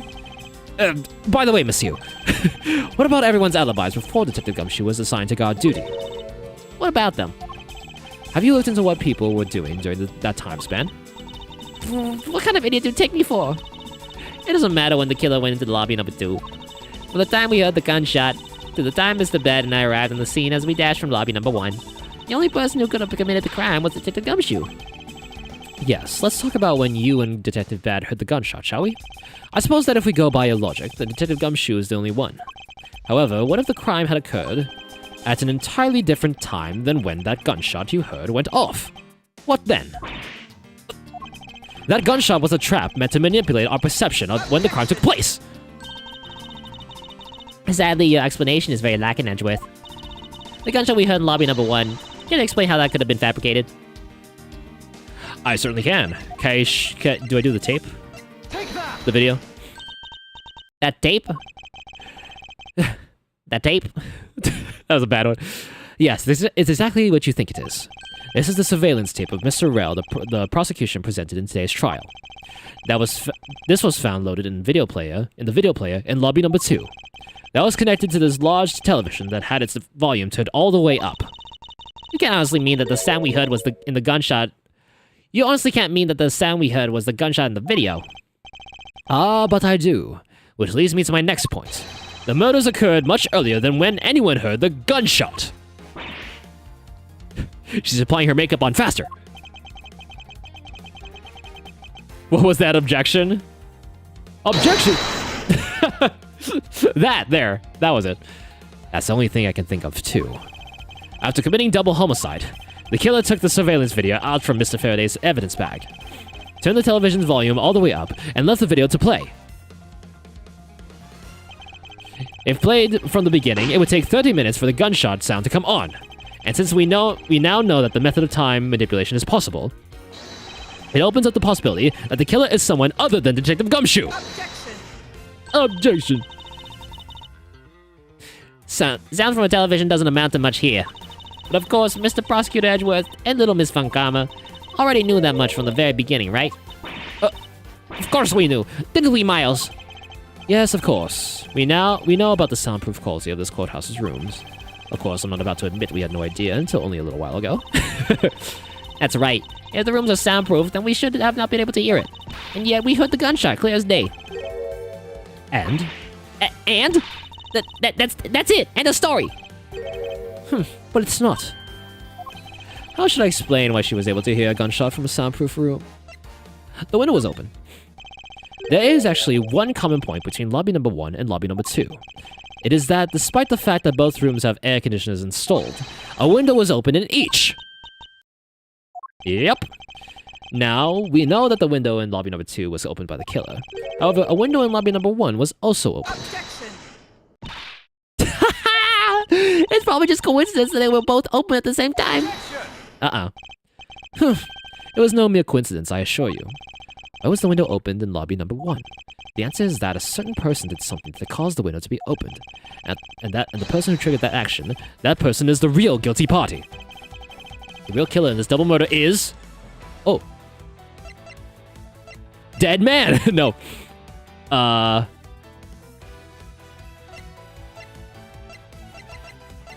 You don't think.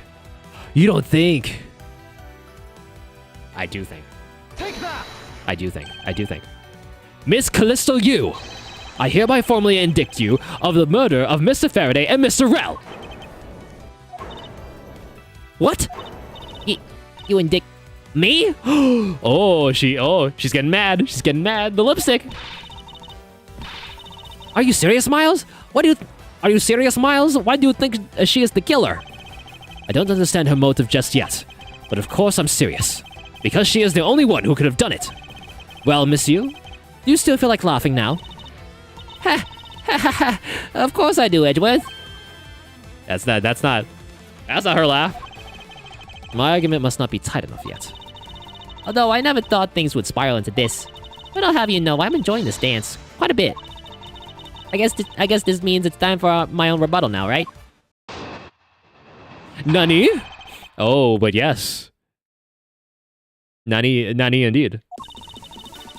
You argue the window was open. However, do you have proof it was I who did that? Furthermore, do you have proof that the tape was used in committing the crime? Frankly, I'm shocked at you for going around accusing people of murder like this, especially with logic as full as hold as yours. This is where it really started. I mustn't let my guard down for even a second, or the truth will blow away.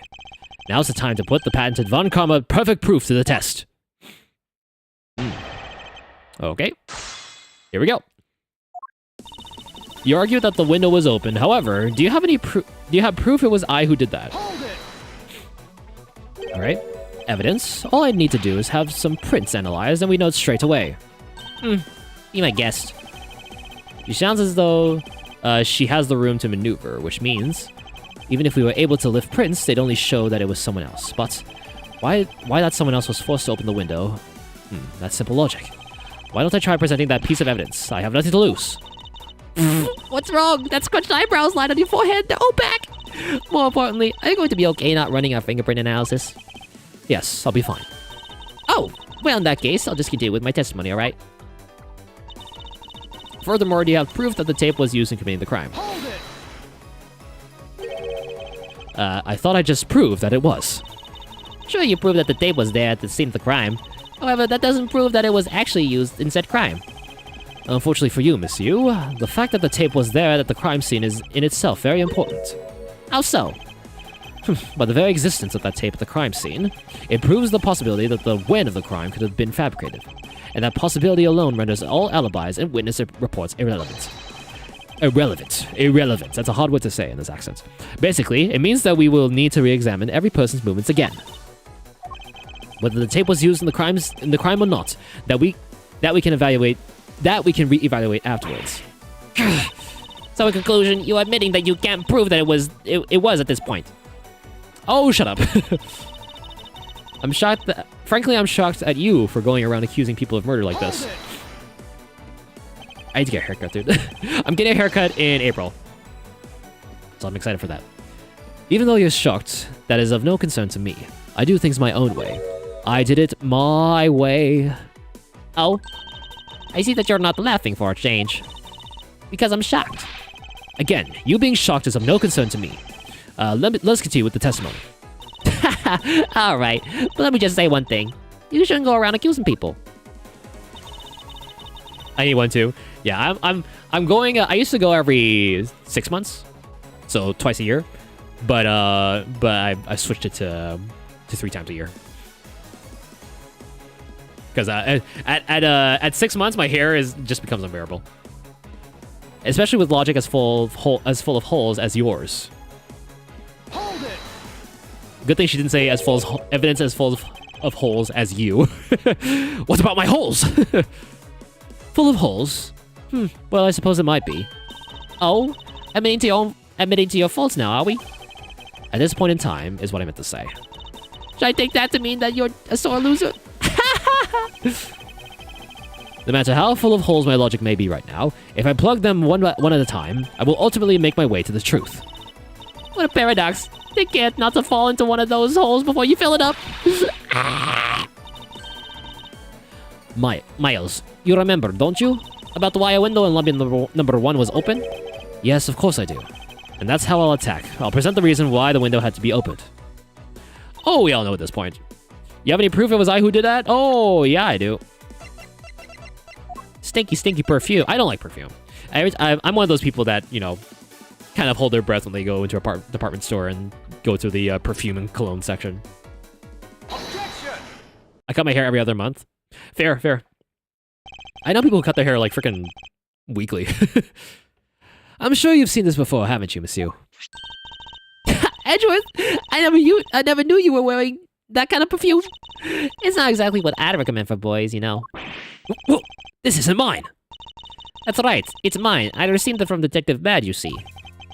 Monsieur, you can pretend all you like, but we know at least this much is for sure. That you are the one who gave this bottle of perfume to Detective Bad. And that yours is super easy to rile up. So, what about the perfume? While you were in lobby number 1, you made a big show of spilling some of this perfume. That's according to Detective Bad. Oh, I know. You also knew that you spilled it. That if you spilled it, he would naturally move to open a window. Objection! Come now, I've already told you that's all just a big coincidence. After we opened the window in lobby number 1, I just left it open, So maybe it was just dumb luck that we heard the gunshot through the window. Objection! A timing of when you were going to spill the perfume is something you could control. And the most important fact about this case is when people were made to hear the gunshot. Furthermore, it would have been pointless if you didn't have an alibi for yourself at the time. You mean, Miss Yu, you were the one who called Detective Bad into lobby number 1 when you saw him bring Detective Gumshoe into the hallway. Is that correct? Oh, all of today's premeditated events could have only been thought up by you, Miss Yu.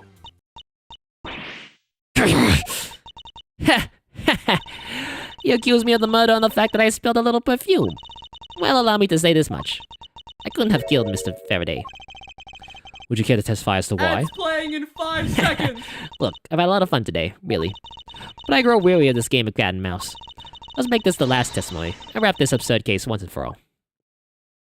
Ooh. Once and for all, you say? What is this angle? Why did they switch to that background for that one? Usually they just keep it on here, on like the person. That's kind of weird. All right, I'm gonna run the ads right now, and when we come back, more rebuttaling and investigating. I need to go get some water too. So I'll run ads right now, and I'll be right back. I'll keep it with music in the meantime. Enjoy chair gaming. Ads starting right back. now.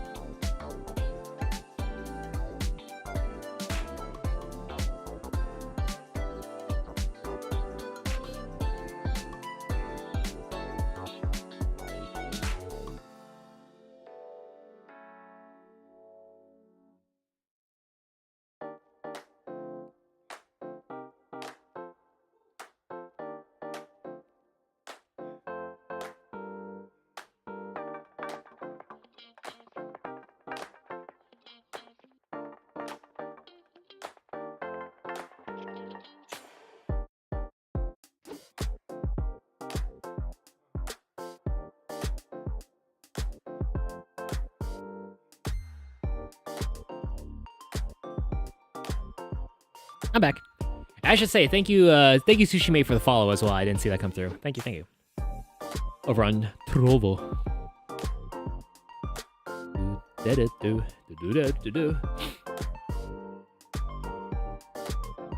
Okay, I'm back.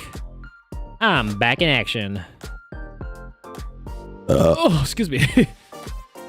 Excuse me, good lord. Pardon me.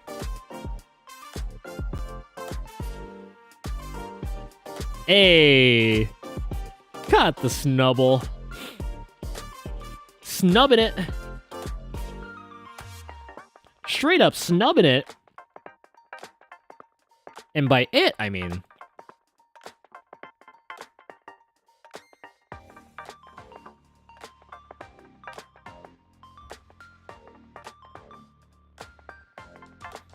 Did you bring fruit? No, I still have my fruit. I'm working at it slowly.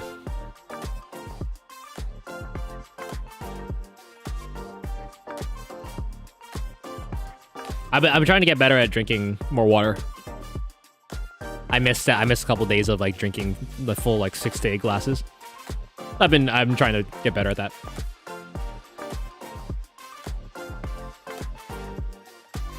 Also sleep, more sleep.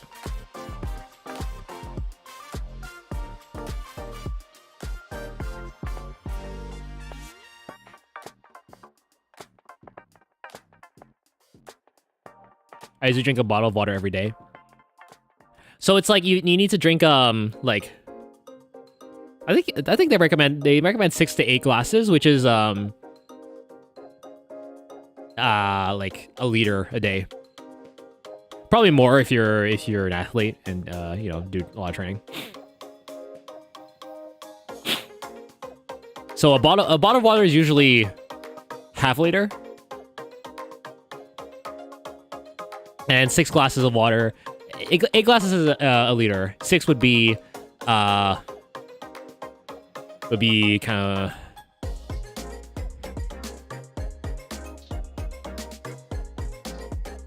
Actually, how many how many ml is 8 glasses of water? Oh, almost 2 liters. Okay. I see. Math ain't method. Okay, hold on now. Hey, she. What up? Good to see you. Welcome in. Welcome. You're just in time for the finale of case number 4 of this game of Miles Edgeworth. Welcome back from ads, by the way. Hey. Finale time. Yes, ma'am. Yes, there's going to be a lot of accuses, a lot of objections. A lot of hold it's and all that. Welcome in. All right. What the frick am I looking at?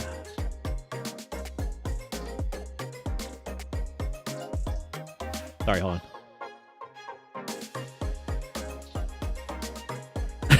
What the hell? I was seeing something in my peripheral vision in one of my browser docs. All right, welcome back from ads, everybody. It's time. Why it couldn't be me. So we just accused Miss U here of being the murderer.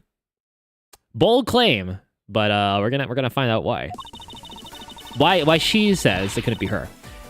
Accusing someone of murder of a spilled bottle of perfume was a bit over the top.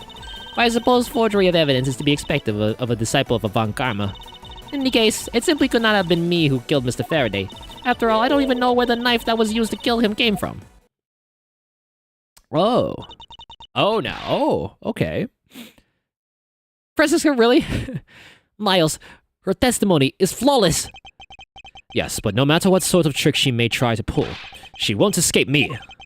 And if I'm lacking in information, I'll just draw it out of her. All right.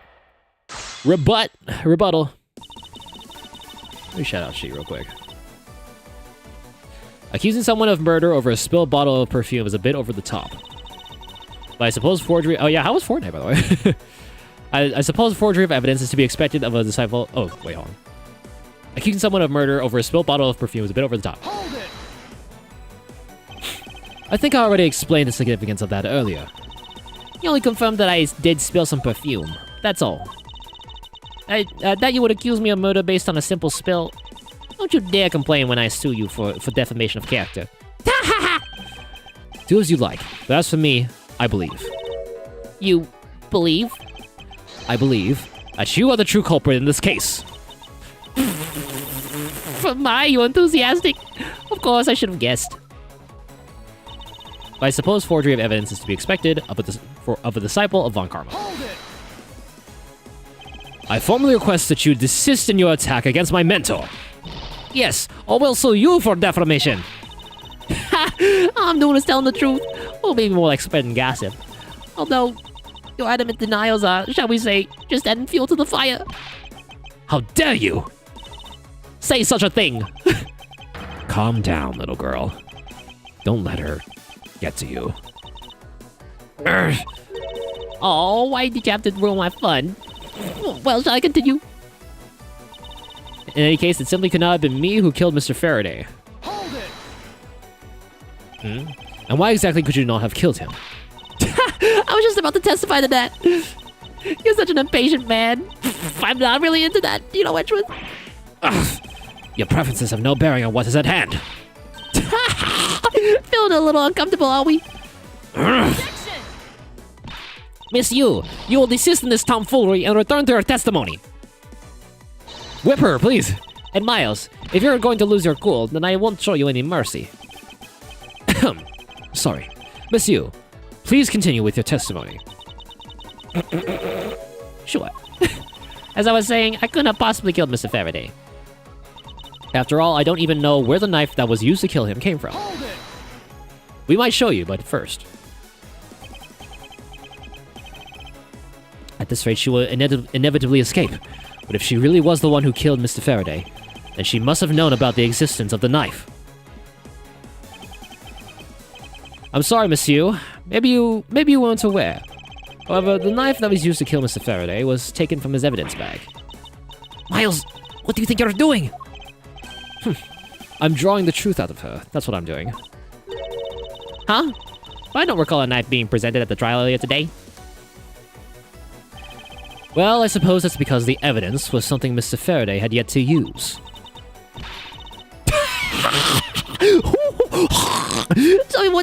So that's what you're trying to do? Look, why don't you cut it out with the lies? I've already figured it out. There was no knife inside Mr. Faraday's evidence bag. The only evidence he had yet to present was the key the Yatagrasu had sent. And unless a key can magically turn into a knife, you really don't have a leg to stand on. Did you really think you could trap me? Come on, be honest. I never intended to do such a thing. It was all a misunderstanding on my part. In any case, I wonder if you might append to what you just said to your testimony. Sure, why not? I'll even say it as many times as you like. There was a key in his evidence bag, but you can't kill anyone with a simple key. Hold it.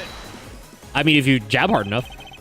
Monsieur, I would just like to confirm something with you one more time. Oh, about what's going to happen to Detective Gumshoe after this? I don't need to ask you about that, because he isn't the killer.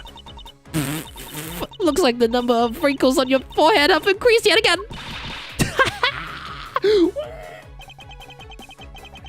That issue aside, Monsieur, I'd like to ask you about what was inside the bag. You are sure it was the Yatagarasu's key, correct? Yes, I'm sure. Which is why I'm completely baffled as to where that knife could have come from. I think I've just spotted the road to a perfect victory. Finally, it would appear that you have revealed your true identity, Monsieur. Miles, for a final statement. Yes, I know. All I have to do now is to present the evidence. But what is this? Ominous feeling that I can't shake. That she knew about that too? Okay, hold on. All the way over to the end. Present our latest evidence. Our latest evidence. Yeah, present the knife or the key? I'm pretty sure we could present both. Objection. Yeah, there you go.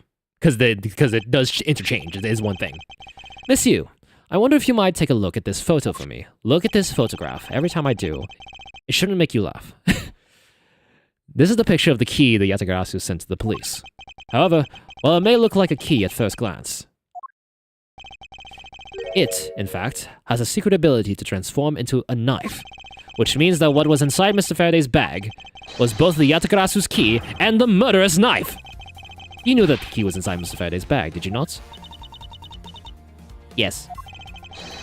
Well, with the Yatagarasu's key alone, it's more than possible to kill Mr. Faraday. Not the lipstick. Objection. Oh my god, I didn't get to read that. Oh, what? Uh-oh. Hold on. You understand now, just knowing of the existence of the Yatagarasu's key, objection. I came in here because the title had Gummy in it. I know it's Gumshoe. Yes. Gummy! Bring Gummy over here. Gummy! Okay, never. I still haven't had a good look at it. Showing it to me from that far away, you could be lying for all I know. You would, even now, still feign ignorance. I'm not feigning anything. We can't have you accusing me of a crime with false evidence now, can we? I mean, Mr. Von Karma, I've heard some very interesting rumors about him. Ah, are you mocking my papa? Don't you dare sully the good name of my mentor. Now take a look. This piece of evidence is more than real. And shing! Wow. Who knew there was such a trick to this thing? Are you satisfied now? Well, of course, you knew from the very beginning, didn't you? You knew that the knife and the Yatagarasu's key are one and the same. Otherwise, someone like you, who isn't a member of the law enforcement and who would never have been privy to this trick, would have never known about it to begin with. Oh. Furthermore, there's something that the Yatagarasu sent to the police. How did you have knowledge as to what it was? Actually, I heard it from Mr. Faraday. Just before he dragged Mr. Rail off, he told me. Oh, right. I almost forgot. He also told me about the key turning into a knife at the time.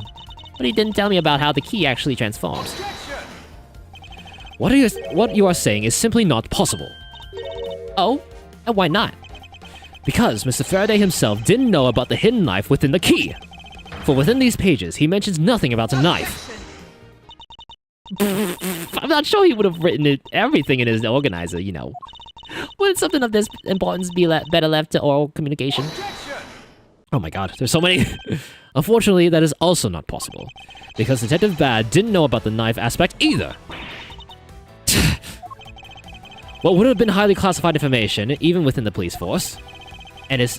Whoops, did I read that wrong? What would have been highly classified information, even within the police force, and is something that even the lead detective on the case didn't know. Why would Mr. Faraday have felt the need to share such information with the opposition? Yeah, I guess he wouldn't have much of a reason to. Looks like I gave a pretty lame excuse, huh? How can you laugh at a time like this? She probably just realized the flaw in her logic and is actually in panic over it. But that's not something we need to concern ourselves with. I suppose you're right. Miss Yu, I'd like to state that I also know how you know the real nature of this knife. Do you now? Oh, why don't you put your money where your mouth is and show me? Oh, I will. And I'll wipe that smile off your face by the time we're through. This is it, the moment of truth. The secret behind the Yatakarasu's key. Only one person would have had knowledge of it from the get-go. Who would know from the start that the Yatakarasu's key could change into a knife?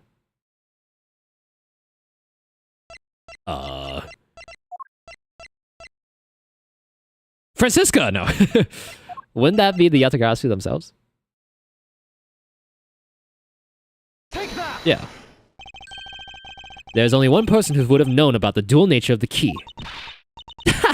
And that is? And that is the person who sent the Yatakarasu's key to the police. That is to say, the Yatakarasu herself. Are you saying that this lawyer is the great thief Yatakarasu?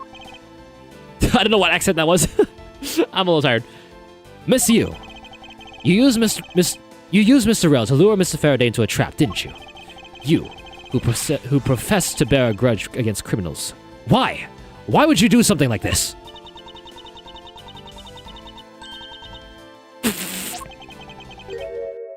Huh?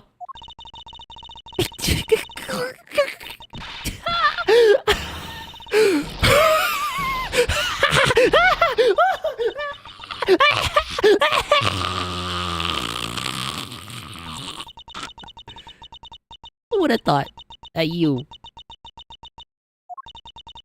a stupid rookie prosecutor, would see through me? You're sending the biggest chill down my spine right now, Edgeworth. This feeling of thrill.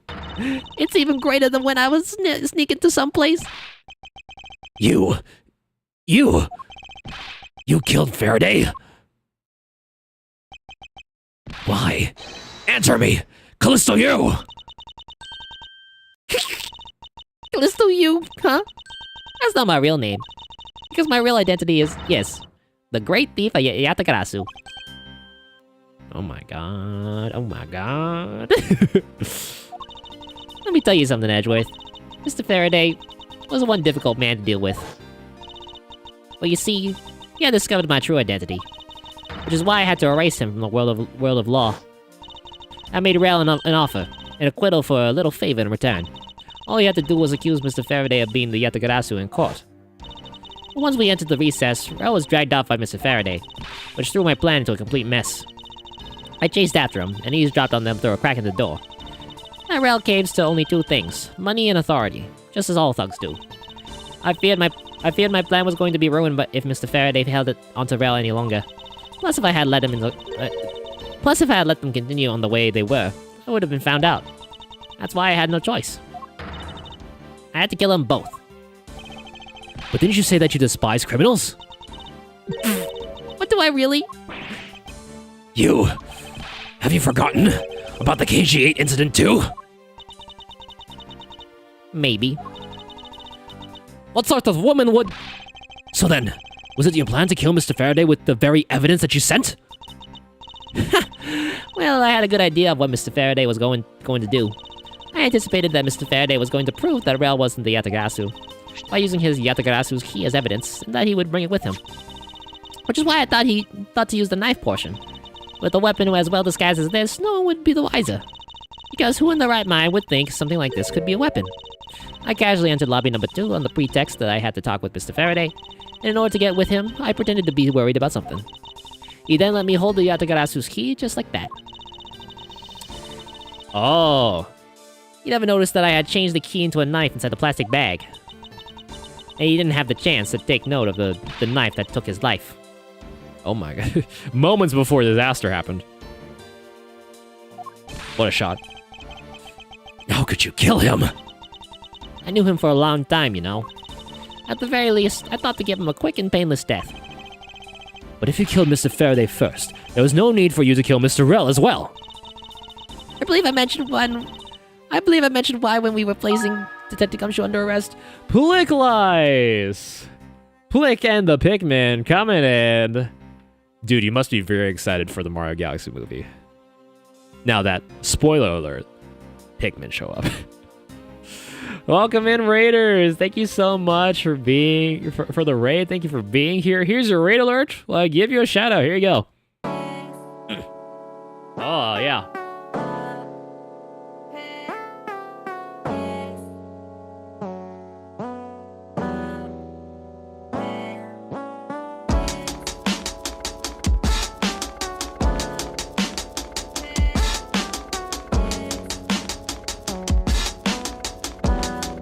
Thanks for the raid. Thank you so much, ladies and gentlemen. My name is Jerome, BeastFighter1. I do silly little stupid streams here on the internet. Today we are playing. Sorry, I was eating a fruit. We're playing Ace Attorney Investigations, Miles Edgeworth, the 4th game in the series, and it's from the point of view of Edgeworth this time. This is 6 years before the events of the game, and we're having a lot of fun. First time playing through, going in blind. And yes, Plick, if you have to raid and run, no worries. I appreciate it. How was Super Battle Golf? Start this again. Let's start this again. LOL. Playing with randos. Oh, you're playing with randos. Oh, interesting. That is a journey.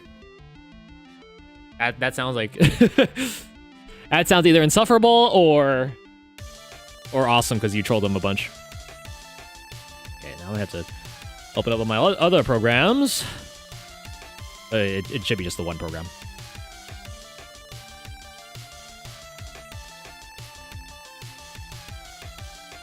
One moment. Uno momento. Some peeps are reasonable, some aren't. Did you get matched with the unreasonable ones?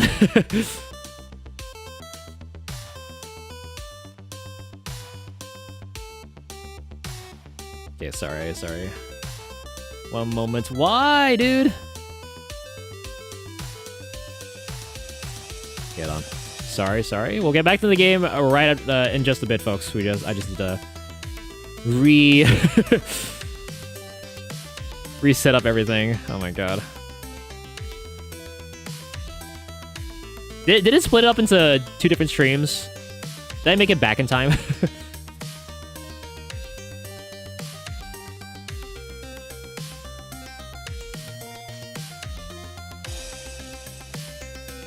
Okay, hopefully that's fine. If I do this. Don't log me out again. There we go. And with this one. And then with this one. What happened? My computer reset. I don't know if that shows up in the chat at all. I said computer restarted. It does that randomly. It happens more often now. I don't know why. But that's been happening for a while, so. C'est la vie. C'est la vie, so it is. So it goes. Okay. We're all set up again. Alright, welcome back, everybody.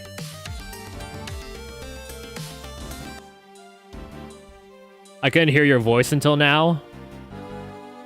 You're hearing with it. You can read the caption. There are captions. I don't know if they work on mobile or other than desktop. All right, we back, folks. Did I give you a shout out, Plick? I think I did. The prosecutor is back. We're getting to the end of this here, so. Oops. Anytime the music stops, I'm afraid that it just freezes. Well, it's a good thing that it was like a full-on restart this time because usually it'll freeze and I have to like force shut it down. So let's just recap from a little bit. But if you killed Mr. Faraday first, there was no need for you to kill Mr. Rell as well. I believe I mentioned why when we were placing Detective Gumshoe under arrest. Go eat, Blake. Thank you so much for the raid. Go eat. Have a nice meal. Thank you again for the raid. Have a good night. Thank you. I will, dude. I will. I'm in the process of doing it. Something about having accidentally created an eyewitness. And how that led to the killer to think about setting them up as though they kill each other. And the trick with the surveillance tape. Yes, I hadn't actually planned to use a gun. The risk was too high that I'd be caught. However, that's when I remembered the existence of the surveillance tape. Which is why I had Rel help me set up the crime scene. And after all was said and done, I rewarded him for all his hard work with a bullet. You're a defense attorney, aren't you? How could you? How could you betray a client? Client? If you want to talk about who was the client of who's first, it was me. What? I was the client in the murder of the Gaddafian embassy staff member, Dead Man. Oh. You ordered a hit job? You still haven't figured it out, Mr. Bad. I had Dead Man killed because he was about to give away info about the smuggling ring. Now, who exactly do you think would benefit from such an assassination? It can't be you. You're... That's right. I'm a member of the smuggling ring. What? How could this... You don't mean...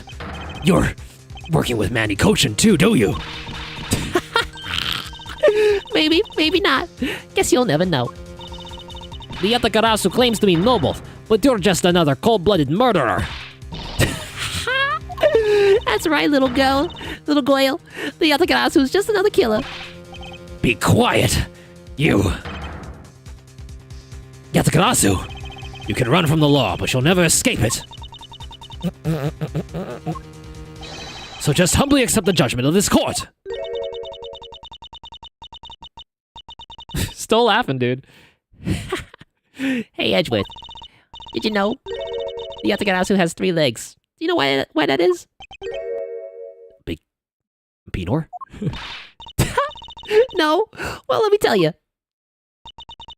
It means that the Yatakarasu has more than one razor-sharp way to do her work. Uh-oh. Don't. Ooh. You really are too naive, Edgeworth. No! You even handed the Yatakarasu's key right to me without a second thought. Everything may not have gone according to plan, but I'll still gladly take it. You mean... The key was your real target? And even after I gave you such great advice, didn't I tell you to always keep a good eye on a criminal? Or you may regret what comes of your negligence. You two, get down! Eek! Ah! My body, I can't move! Hey, mister! To your right! Oh! You! Oh, she's running. Very stuttery. Like... Are you alright, Francisca? I'm perfectly fine, Miles. The scream you just heard was the wind. Her voice is shaking, but it looks like she's unharmed. Huh? Where did Kay go? Ooh, that's a gunshot! Uh-oh. They're okay, right? 7 p.m. District Court. Courtroom number 3. Oh, this is here. Where'd she go? Sorry, but it looks like she got away. Oh, no. I called the precinct. They should have a perimeter set up soon. Detective Bad, are you alright? I heard a gunshot. I'm okay. Just got another hole in my jacket. Which one? Which hole is the new hole? Place your bets now. You may say he's fine, but he looks quite shaken.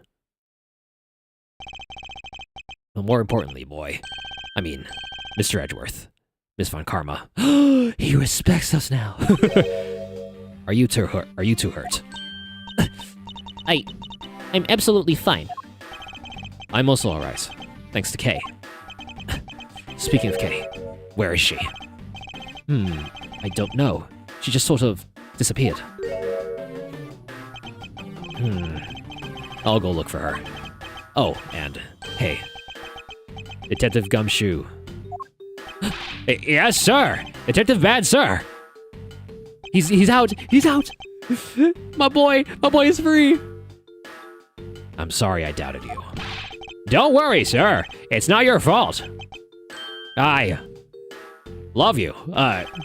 Well, I lied to you guys too, after all. I heard about what happened from Kay. Lying while giving testimony is still unforgivable. But in this case, you are protecting Kay and her feelings. Looks like you just might have what it takes to be a real detective. His eyes lighting up with life. Now, don't you ever lose that detective spirit, okay? You got it, Pops! Pops, watched one too many detective dramas recently, have we? Way to single-handedly destroy the cheery atmosphere with one snarky comment. Thanks, Francisca. I should get back to the investigation. I swear, I'll catch you if it's the last thing I do. Be careful, Detective Bat, and take care. Thanks. Well, I'm off. Maybe we'll run into each other again someday. You almost hit him. Thanks a bunch, pal. You're the best. You really did find out the truth behind everything. Yes, well, I'm glad we solved everything before you were taken to prison. Yay! Yippee! Oh, Judge. It was my fault. I can't believe how much trouble I caused you with my testimony, Detective Gumshoe. It was no problem, really. I mean, I lied too, so I didn't help anything. It's really not your fault, Your Honor. Well, even if we didn't have his Honor's testimony, I think that lawyer would have found another way to get you convicted on her behalf. Yeah, I can't believe I was about to get fired during my first week as a detective. Well, so long as you're not fired, you should work hard, give all that you have, and perform your duties well. Oh, and one more thing. Kay left a present for you with me. She did? Oh, what is it? What was it that Kay left for me? The proof of their friendship. Wasn't it the Swiss roll? Oh wait, was it Swiss roll? Take that! Yeah. It's a courthouse special sweet roll! Can I really have it? Yes, it's a present meant for you after all. Thanks a bunch! You have no idea how happy this makes me, pal! I'm gonna eat this right now. Sure, go ahead. The Swiss rolls Detective Gumshoe and Kay bought together. While the one Kay saved never reached her father, it would appear that her sentiments have touched the heart of this detective. Oh, he's so happy. It's as though he's having a welcome back celebration of his own. Well, I was asked by Kay to give it to him. Woo! That was good, pal! I can't believe I got to eat 2 of these delicious things in one day! It's like I'm in Swiss roll paradise or something. Do you eat anything else, Gumshoe, other than Swiss rolls and noodles? I gotta thank Kay myself. Hey, wait, where is she?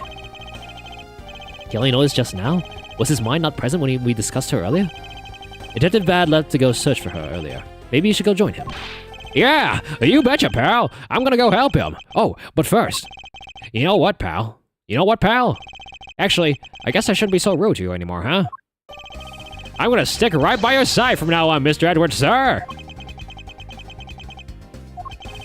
I sense nothing but a most troublesome relationship from that ominous statement. Yeah, you do. You know you do.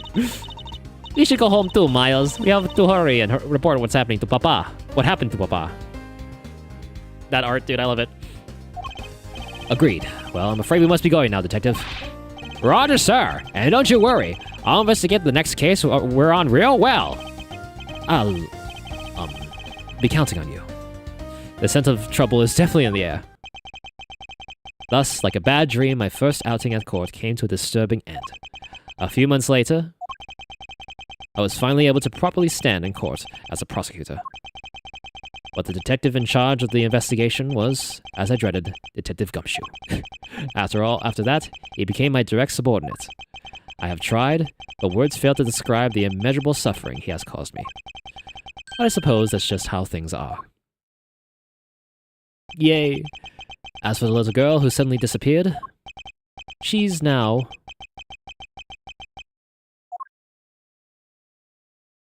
Yeah, there we are. Oh, the ruffle! So, do you remember now? I forgot we were in this case. Do you remember now?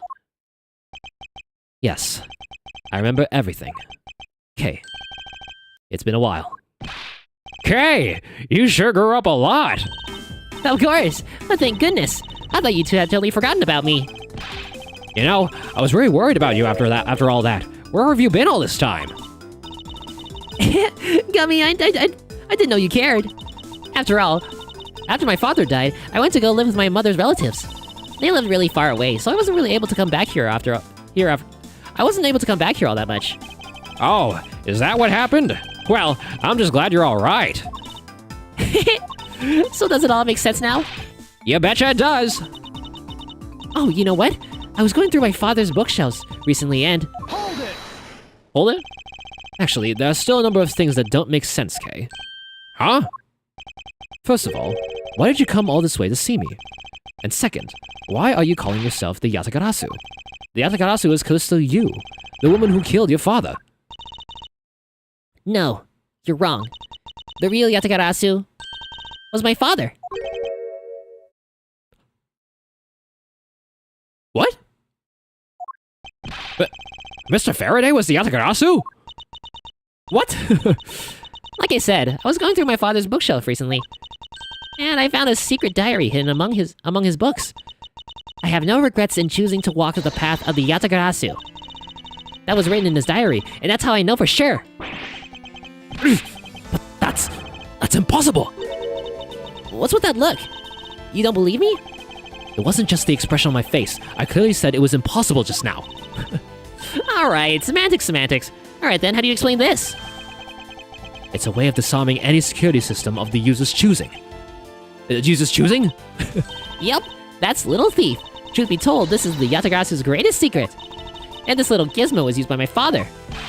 Wow! Mr. Faraday wasn't just a great prosecutor. He was really a great thief, huh? Yeah, my father worked really hard to steal the truth. But he was killed. And Yatagarasu was no more. But despite that, the Yatagarasu has been spotted again recently. Someone other than you? Here, Mr. Edgeworth. Take a look at this article. Oh, Yatagarasu sends card to embassy. The card received by the embassy is that. The Yatagarasu sent the embassy a calling card? Yeah, meaning this person's a fake. I'm almost certain. That Callisto Yu lady is behind this. Because the real Yatagarasu would never send something like a gaudy card out.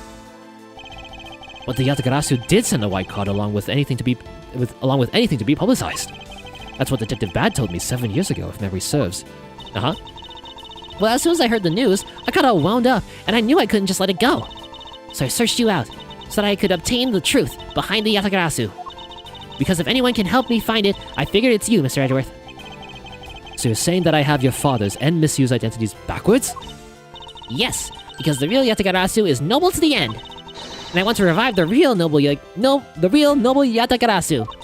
If I don't, my father will never be able to rest in peace. Kay. Kay, you're so honorable. I don't care what anyone else thinks. I'll always be here to cheer you on, pal. Even if you are honorable, a thief is a thief. And if you are plotting to commit a crime, then I'm afraid I can't be complicit. Mr. Edgeworth. Oh, you guys are not making it easy for me.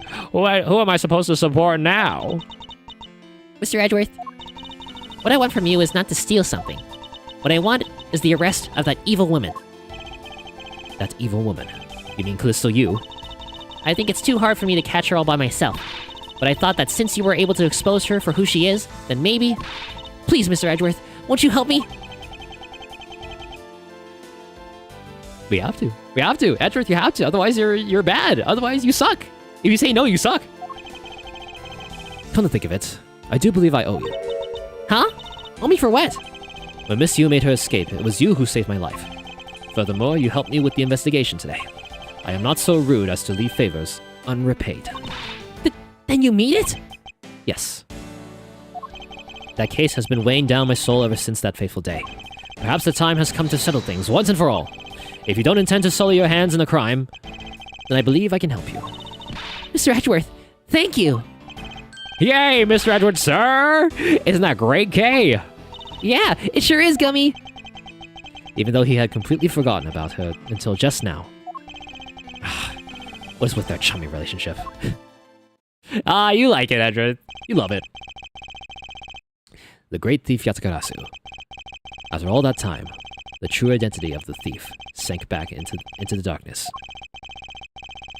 Byron Faraday, Coastal U, and Kay Faraday. The phantasmagorically changing identity of the great thief Yatakarasu. And the Yatakarasu's real goal. It would all come to light the day after I made that promise to Kay. The end of case number 4. Wowee, what a case! That right there, Turnabout Reminiscence awarded! Nice achievement! Alright. Folks, save one more time, one more time. One more time for good luck. One more time for good measure. Oops, sorry, hold on. Hold. Okay. And one more time.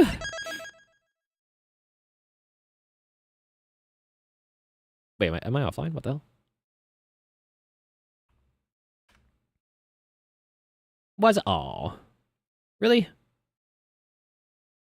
I was offline this entire time. All right. There we go. That should be good. Okay. Oofy. All right, folks. That is where I'm going to leave it there for Ace Attorney Investigations. Miles Edgeworth, thank you so much for watching. I really do appreciate it. Hope you had fun. Again, sorry for the interruption. My stupid computer. That's why I need to get a new one. But I hope you enjoyed yourself. I hope you had fun. Big thank you again to Plick for the raid. Thank you again, dude, if you're still here, still around listening. Yeah, I enjoyed this a lot. The next case we do is the last case in the game. That's right, the last case in the game. So look forward to that. And all that will happen next time. So yeah, thank you so much for watching. We'll be raiding into... who do we raid? Who do we raid? Let's see. Who's live right now? Let's raid into... Oh, no one's online. Let's raid into someone new we haven't raided into before.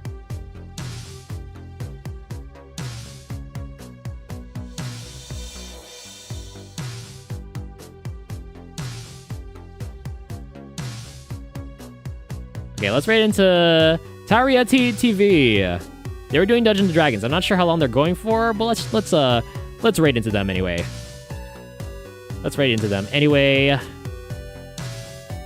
/raid.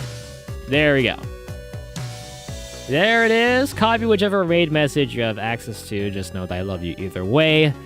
Again, thank you for watching. Whoever's still here, I appreciate ya. Love you so much. Take care of yourselves and take care of each other. I will see you guys on Saturday for Splatter Day at our usual 2 p.m. Eastern Time. That's 11 a.m. Pacific, 12 p.m. Mountain Time, 1 p.m. Central, and that should be 6 p.m. GMT. I can't believe I forgot to fix that. 6 p.m. GMT. All right, folks, take care. Have a good one. See you on Saturday. Bye-bye. Bye-bye, so long and farewell. Lol. Bye.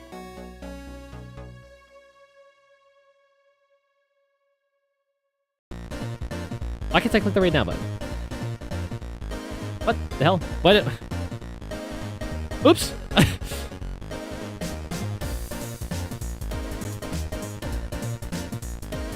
There we go. Okay. Go there now before I change my mind. Okay, bye. Okay, go.